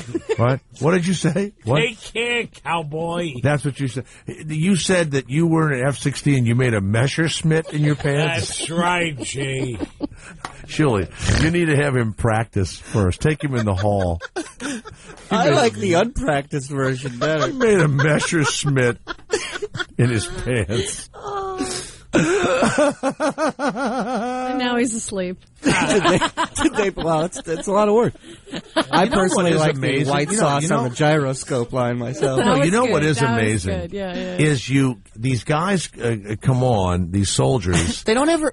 They're so square. They're so humble. Oh yeah. And I mean it. If I was a doctor, if I was a jet pilot, if I was a sniper, if I was a special ops guy, I would do stuff like this. Do you have any idea what I've gone through? Do you have any idea what I've done? You would just use it to get laid, right? This guy was I would tell everybody. Opposite, though. Right. This guy was the exact opposite. And that's why he is who he is, and you're not. Yeah, I don't get that. The world. Why do the humble and the good go so far in this world? Because they're humble and good. I don't get it. This guy on my fan page, Eric, writes, for a fighter pilot, this guy's about as boring as whale shit. Let's go to Chuck of Los Angeles. Pretty boring. Chuck, when you were listening to me with the fighter pilot, good morning, Chuck. Man's an American hero. What did you think of the interview, Chuck? Did you enjoy it, or was it ruined? Well, I really did, and I was really hoping you'd give him a little more time because, come on, with Madison and Shuley, what have they ever accomplished? What did I say? I kept quiet the whole time. Thank you, fucker. Thank you, Chuck. We had a great American on, a man that is shot and killed the insurgents on the ground, blew them all up. The only time she ever shut up is when the guy from Ashley Madison was on, and I could tell that she was about ready to scream. I was not. I was very quiet during this whole interview too. So what about Ira saying he had a Messerschmitt in his pants? How many teeth do you have, white trash piece of crap? Yeah. Chuck, yes. Chuck, what about when he said he had a Messerschmitt in his pants? Did you like that? Inappropriate, I thought. Jay, this is the guy that was the second. I was the craft service back in the day when you were the guy on well, that's right. He used to serve food to me, make my breakfast in the morning when I was acting. Chuck of Los now Angeles. I'm a teacher, and I just left my trailer park so I could talk to Madison. Yep. There you go. Figured. All right, Chuck, I'm sorry the interview was ruined for you. I'm sorry. Madison, I'm sorry they attacked you. They attacked you like that. I didn't speak during that interview. I let Ira take the rein. Yeah. Oh, BS. Ira wants something to say something. Hold on, Ira has something. No, Ira, don't tell Chuck to blow it out of his ass. No, please, Chuck, this is getting really horribly wrong. Ira wrote that himself. Let's go to Eric of New Hampshire, the Jay Thomas Show. Good morning, Eric. Good morning, guys. Give him the weather in New Hampshire. 14 degrees in New Hampshire right now. You're going to have to put tape in your asshole to keep it from freezing over. I'm sorry, is the microphone on? It's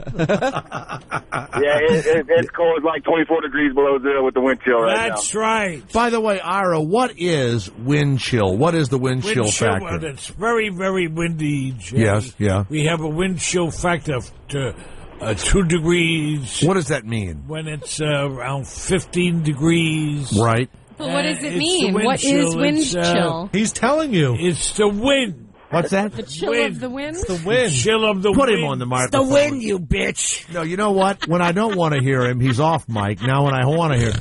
One second, Eric. Eric. You make him ponder as he roams. He does. He roams. His head roams. All right, now Ira, the weather outside is 16 degrees or 15 16 degrees. But it feels like it's chill, 2. Yeah. It's around 2 or 3 degrees. Why would the wind blowing make the temperature go down to 2? That's the way it is. What's that? That's the way it is. That's it. Yes. Ira, what is the wind chill in my womb? Wind chill in your room. It's around 4 degrees. 4 degrees, all right. Is it a womb with a view? I think we've squeezed all the humor we can out of that bit. Eric of New Hampshire. Yes, sir, Eric. Go ahead. Go ahead, look, Jay, I heard you made a comment about why us soldiers are so humble. Yeah. I mean, we do what we do. We volunteer. We weren't, drafted or told to do it. But me being a combat veteran and spending time in Iraq, let me just make this point clear.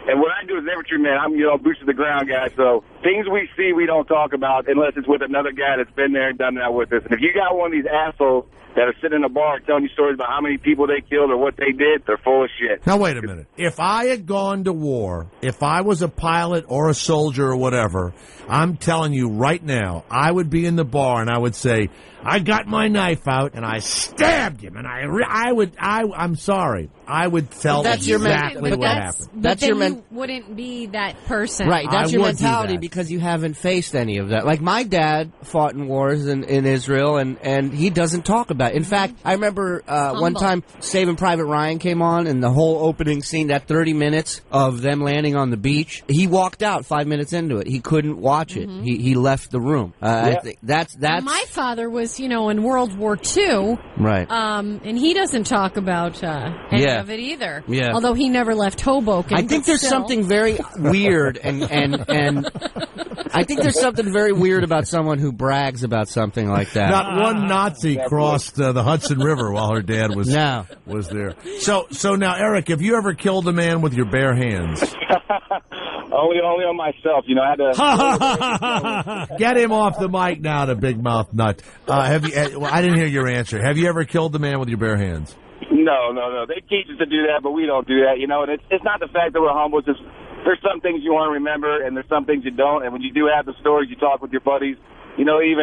That's guys that can relate. But, we're just basic, we're basic people, and we just don't want to think about things that we saw or did. We'll talk about stuff that we saw, the bodies or, a few things here and there, or the hot girls. There are a few hot Iraqi girls over there. But, hey, Jay, here's a good example for you. You remember our friend John, the sniper? Yeah, right? Whatever happened to him? Okay, so you remember John used to call in all the time. He sent us shells that he used. That he killed guys with. Yes. Now, so this last tour, he was in Afghanistan, and in the convoy he was rolling with, they got hit with an IED on the side of the road. And I think he's not such big talk now, is he? And I was going to say, 2 of the guys died. He was injured, and he's not calling into the show as much, and he's not talking. And I think if they've gone through some shit, it's something they don't want to talk about. I got fired once in radio. You don't want to talk about it. I don't want to talk about it. Right. Everyone has their Omaha Beach. I want to tell you. No, I mean this. I mean, did they teach you? Did they ever come at you with a knife in training? Like, do they in the movies? They look like the guy says, "Try to kill me," the DI, and then the guy always tries to stab him, and the DI gets the knife and throws. Does that happen? Yeah, we got scenarios. You know, we train for that stuff, but usually, like if you got another guy, you're detaining the guy. You know, your buddy is basically covering you with his weapon. So if something does happen, he's getting shot by somebody. Whether it's you or the guy covered him. For me, I love watching war movies, war documentaries, anything that has to do with war, because I know that I don't have that in my body to be able to do something like these guys do. You're not brave. I'm not brave like these guys in any way, shape, or form. Oh, I would be an officer, and I would send Eric and Shuley. I'd go, okay, you two guys, go and get him. Go get him. I'll be right here waiting for you. When the lieutenant sends you out, what is that like when you know the prick officer is going to stay behind, Eric? And we got them. I've seen them fucking just bitch up and you get scared and shit. But that's something, you know, we got our platoon sergeants and our higher NCOs. They train the lieutenants to become the officers they are, and you know that they take the credit for all this shit. So they get all the good awards, we get all the bullshit. But you know, just to make a long story short, if you hear a guy bragging the bar about what the fuck he did and what he, you know, who he killed and what, you know, it's probably bullshit. You might have one guy that, he likes to brag and he's a sick fuck, but overall, no. All right. You're not, we're not going to talk about it, but, but just, God bless, my brothers and sisters in the service. I'm an infantryman. I served in the United States Army. And, I loved every minute of it. I've never changed anything. Well, Eric, if ever I was in a bar with you, I'd want to hear about how you strangled one of those Burkett bastards. All right? All right. Just put your hand around them and made their eye. How did you see a good-looking Iraqi woman? You mean, in Iraq, they didn't all wear the outfit, so you just saw a normal woman walking around. They all didn't wear the black dresses or, the stuff, but, like, in the radical neighborhoods, they did. But there's part by the green zone and where, if you want to call it America, we liberated them neighborhoods.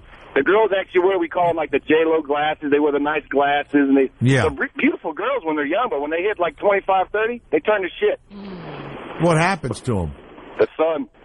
The sun happens to them. They don't have sunscreen? All right. Oh, well, the weather's horrible. Great American. Eric from New Hampshire. Thank you. Ever donkey punch one of them? No, I never have.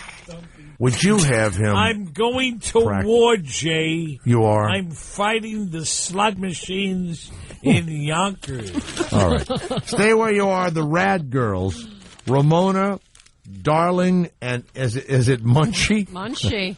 Oh, wow. They're on the way. Because you can't make this up. Your name is Jay Thomas. Jay Thomas Show. The Jay Thomas Show. Because of free speech. Where life's merry-go-round runs out of kilter. Because you're slightly curious. Just weird. We'll be back with more of the Jay Thomas Show. Howard 101.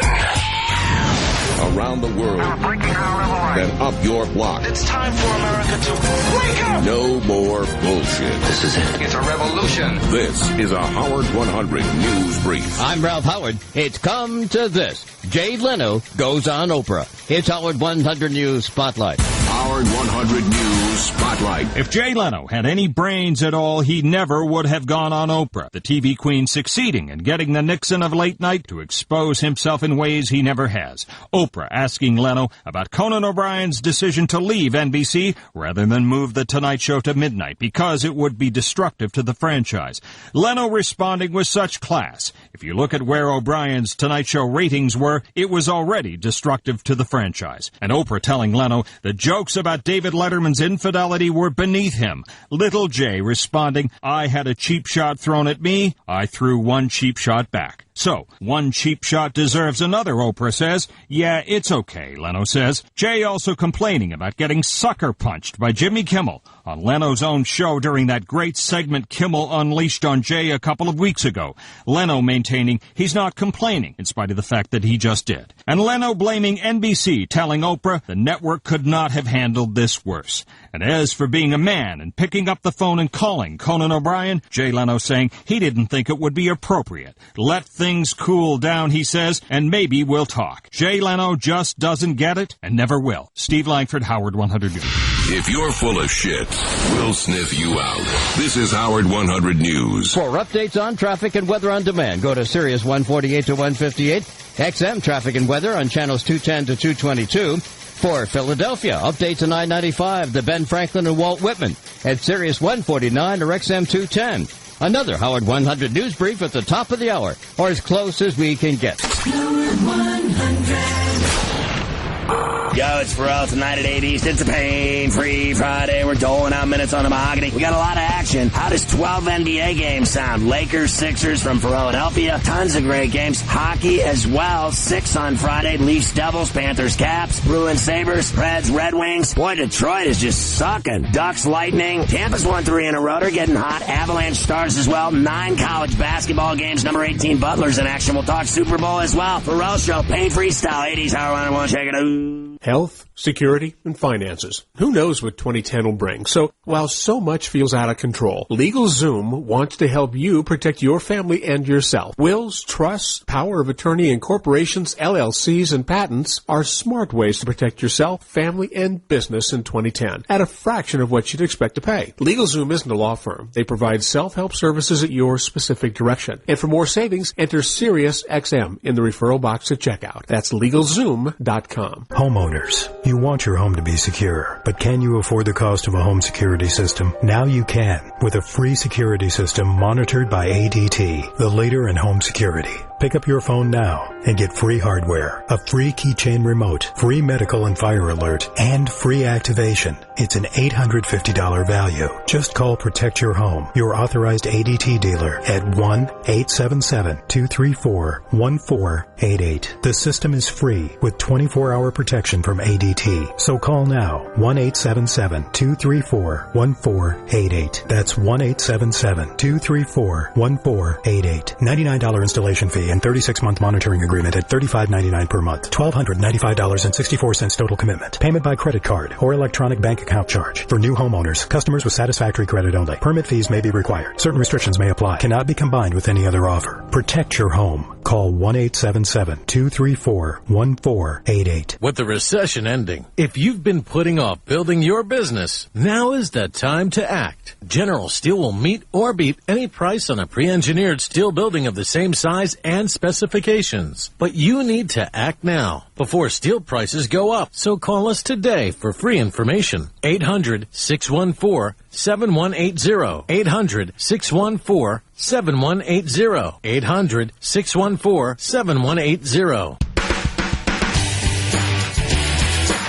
CougarLife.com, where you can find the easiest women in the world to hook up with, according to Claudia Optenkelder, president of Cougar Life. She started as a cougar. That's right, a divorced woman desperate for attention.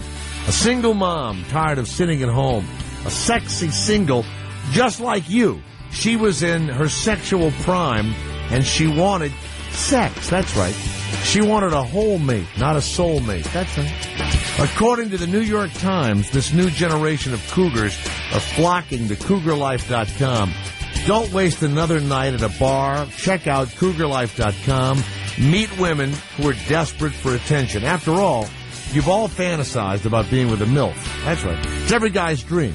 Cougar Life has been voted the wildest dating service on the internet. Nothing wilder than a single mom who's been trapped in the house all day with some brat from some guy that's not even around anymore. She needs a quick one-night stand and then get right back to the house and start breastfeeding again. It sounds delicious, doesn't it? So if you're looking for a soulmate, go join one of those, eHarmony type sites. You're looking for a sex mate, you go immediately to CougarLife.com. It's free. And tonight at CougarLife.com, you could be with a hot divorcee. He says what he wants and how he wants it all the time. It's the weirdest and the wildest. Jay Thomas Show. Horrible.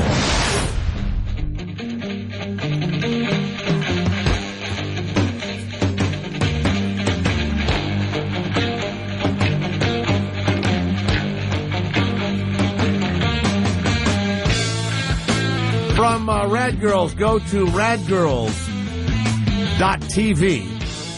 It's Ramona, Darling, and Good morning, Munchie. Ramona. Yeah, good morning. Good morning. Now, you know what? I apologize, but I'm just, hearing about you and trying. So, you would you say that the show? I'll start with Ramona first. It's kind of like Jackass with vaginas. Is that what it is? Vaginas, paints, boobs, they're all bouncing. Everybody's bouncing. Everybody's got it. And what channel are you on? We're on channel 361, nationally on Dish Network, and then we're also carried by Mav TV is on a couple different providers. It's on Time Warner, Comcast, Cablevision, Charter, Verizon, so people should probably check with their local providers, but nationally we're available on Dish Network, channel 361, Mav TV. Now, Darlene, what is it that you do? Like, if we got an episode of it tonight, what is it that makes me want to watch the Rad Girls? I think we probably do very unexpected things that you would be, stuff that women don't normally do, stuff that people don't normally do. Well, now you have to tell me something. For instance, putting hot sauce in your eyes, or mace, getting maced in your face, or riding a rodeo bull, or now after you get maced in the face, do you try and have sex after? What do you do after you just get maced and scream? You pretty much, yeah. Yeah, that's exciting. What hurts more in your eye, mace or little baby batter? What would you say? What would you say stings more? Well, we're done with this interview now. I'm curious. That's all. I've had neither in my eyes, and I would just like to know. What stings more, sperm or mace? That's the question that's on the table. Like, should cops have cans of cum or mace? You know what? How about sperm that's like silly string? Would that be fun to have? Kind of a cute. You should invent that and release it through your channel. I'm serious. Hey, Munchie, how did you get that name, Munchie? Munchie has been a nickname of mine since high school, actually. Hello, Munchie. Did you get that because, it was, gay till graduation? Pardon? Like the gay till graduation thing? No, it's just kind of like a nickname that my friends gave me when I was 14. It just kind of stuck. Yeah, it has nothing to do with carpet munching, but it definitely has been related to being, you might say, 420 friendly. People have been like, "Oh, Munchie, what's marijuana? That? Check out my phone." Now, what is the wheel of puke? The wheel of puke, it's like, try to imagine a bunch of really heinous foods and condiments. For example, now, my family's part Jewish, so sorry, Dad, but like gefilte fish or like pig's feet or molasses or mayonnaise, my least favorite food. It's all on like a big like wheel of puke. So when the wheel gets spun and it lands on it, you pretty much have to eat that thing until you puke, pretty much, in like a giant bucket. It's real simple. It's not a very sophisticated game. So the wheel will land on, let's say, a sausage, let's say, and then a big bucket of sausage is brought out to you, and you have to just keep eating it until you puke. That's it. That's the wheel. Pretty much, yeah. Are you making a lot of money doing the Rad Girls thing? Is it working out for you financially? It's working out. It's pretty crazy to go deposit checks in the bank being like, wow, I impersonated a security guard and, got paintballed and had someone rip out my hair and fell down some stairs and, yeah, here's my check. Somebody said that you, did you attach something to your pubic hairs and then attach it to the fender of a truck and they pulled the pubic hairs out? That's mostly true. That's about 80% true. Yeah, everyone's familiar with the women in the audience in particular, probably a Brazilian bikini wax. So the way it works, you put the wax on your body, and then the strips of cloth take the hair off. So we taped the fabric to the bumper of a car, and I pressed my little body up on it, and then there goes darling Clementine driving off with my pubes. Yep.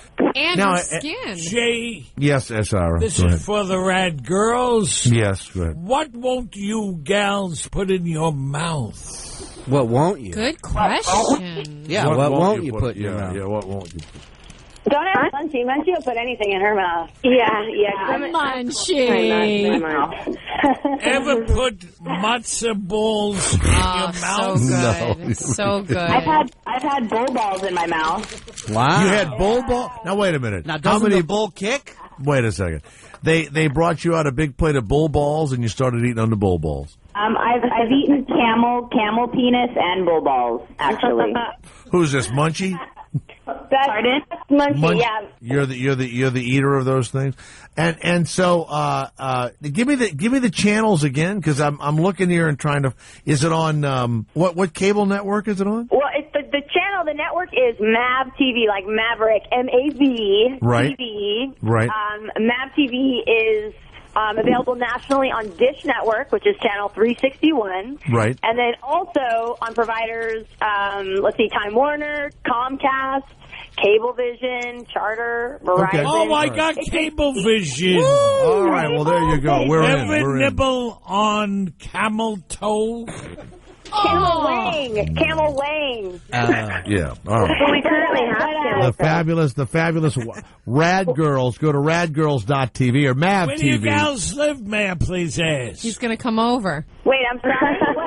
Where do you live? Where do you live? L.A. L.A. Oh, wonderful. Tell them what the weather is It's in L.A. around 50 degrees right now, going up to 58 degrees. Just agree with him. Beat that, Rad Girls. 65 all day, every day. Beautiful day in LA. What is a wait a agree minute? with him. What is a meal bong? What is that? It's one of the things you do. A meal bong. A meal bong is, we kind of decided to, instead of eating my meals for the day, I decided to have them blended, like everything together, and then I basically consumed each meal through a beer bong. So, for example, breakfast was coffee, juice, eggs, fruit, like toast. Bacon. And you sucked it through the bong? Yeah, I just drank. I guzzled it through a beer bong, pretty much.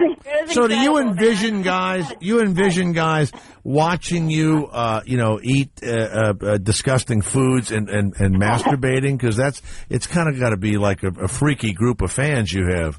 Dude, our stuff has definitely ended up on some bizarre fetish sites. Like we had this one from our first season called Crane Wedgie, which involved, getting lifted up by a crane by like these undies with grommets in them, like several feet off the ground, like 5 feet off the ground and stuff. And so we just thought it was like goofy and funny. And then apparently there was like a copycat of it in Brazil, and then like it totally ended up on this like internet site. Like there's like all this like fart fetish, like we Dutch oven people. You know what a Dutch oven is, right? Yeah, Sure.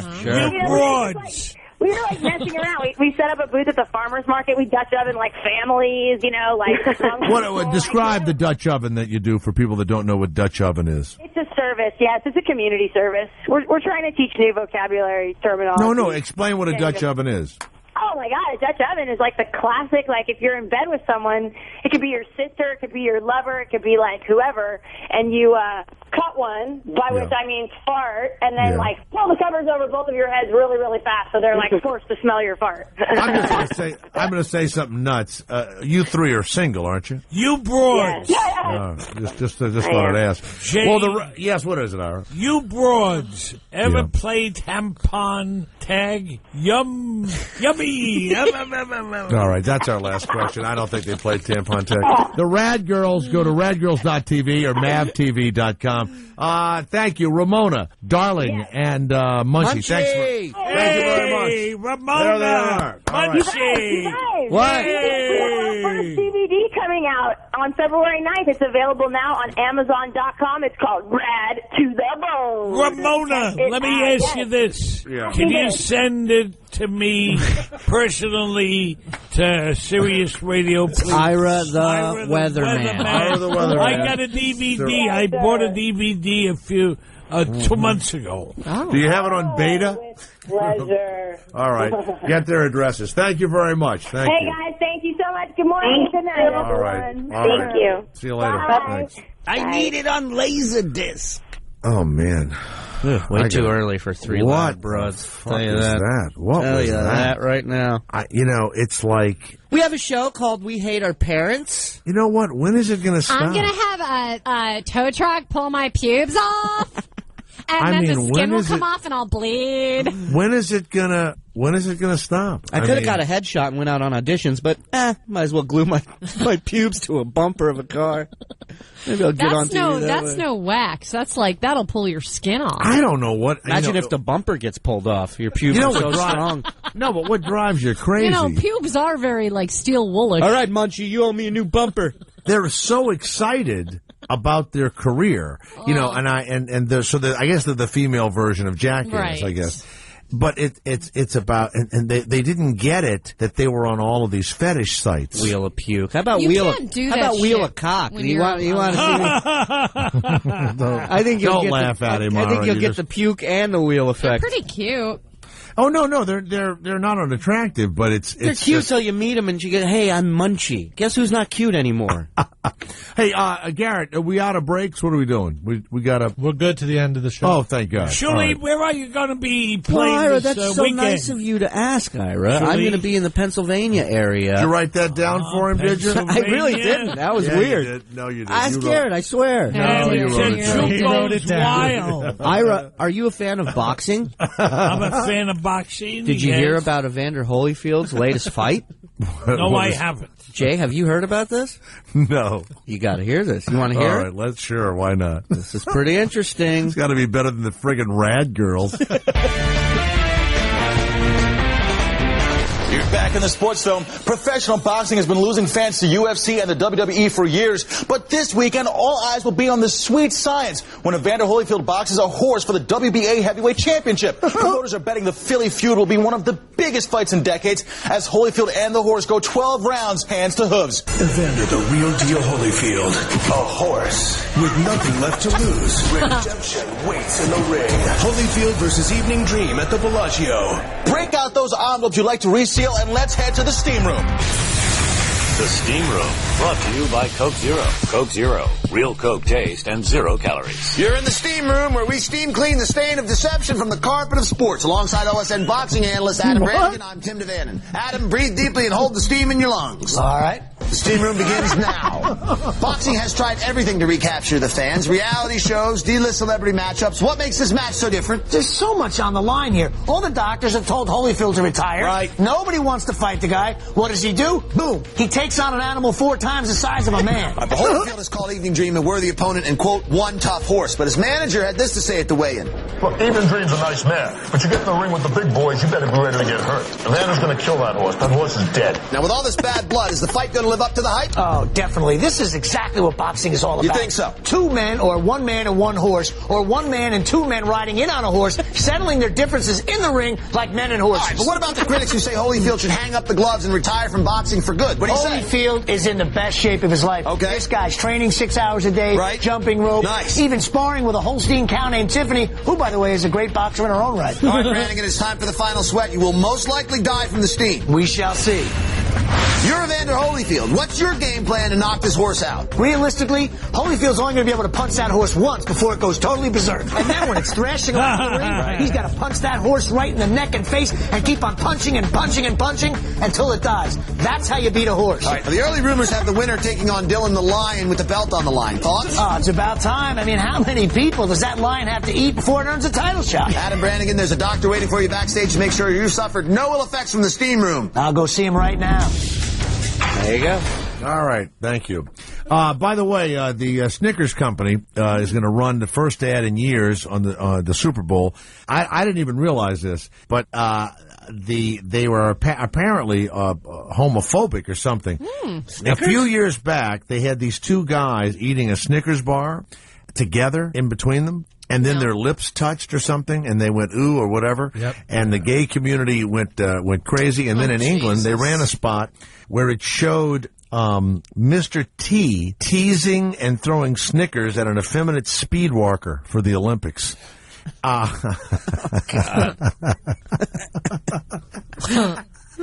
And the Gay and Lesbian Alliance Against Defamation is all upset. So now Snickers is coming back with its first ad in a few years. Betty White and Abe Vigoda. Oh, Jesus. Awesome. Are you kidding? Well, I don't know. But no, awesome. Betty White's very hot right now. What? She just won like on a what big planet? She just won like a big SAG award thing. Yeah. And she was in that movie with Sandra Bullock. Yeah, but it wasn't the union. It was just a group, the SAG group. About people that SAG. SAG and No, fucking she won like a lifetime achievement. You know what? And I say this I with love Betty I say White. this only show you'll hear. Betty White's really hot right now. Yeah. I say this with all the love I She can. was in The Proposal, and she got great reviews. For gay people and stuff. Look, I don't know what the Mars Candy Company was thinking a few years back, but there's only a small percentage of gay people in the United States.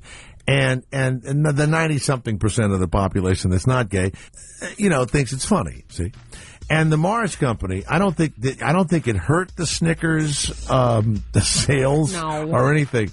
But somebody's got to send me Mr. T throwing Snickers and making fun of a gay walking speed walker. I just have to. Look now at that I have to see it. ass. You know he likes nuts. Speaking of nuts, try Snickers.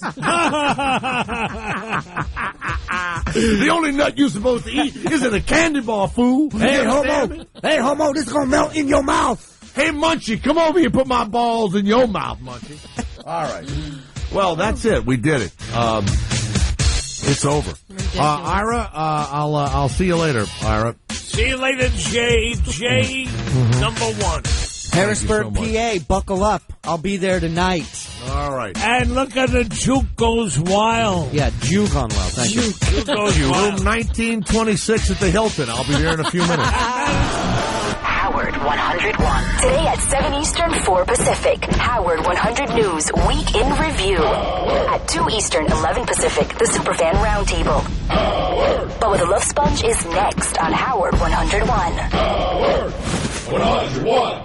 Freshballs.com. Nothing says Valentine's Day like Fresh Balls. Freshballs.com. It's a fact. During this holiday of love, women do not want to come face to face with the sweaty groin area. Freshballs.com. Fresh Balls takes care of that problem. It's a natural lotion which is aluminum-free, paraben-free, and talc-free, and it's a real product, and it works. Freshballs.com. He'll probably get you a card, but you're giving him a gift you both can enjoy. You know, you are a freaking genius. It's obvious. Fresh Balls is the perfect Valentine's Day gift for him. It keeps his balls dry. And her? Because it keeps her happy. Right, he's dry, she's happy, he's happy.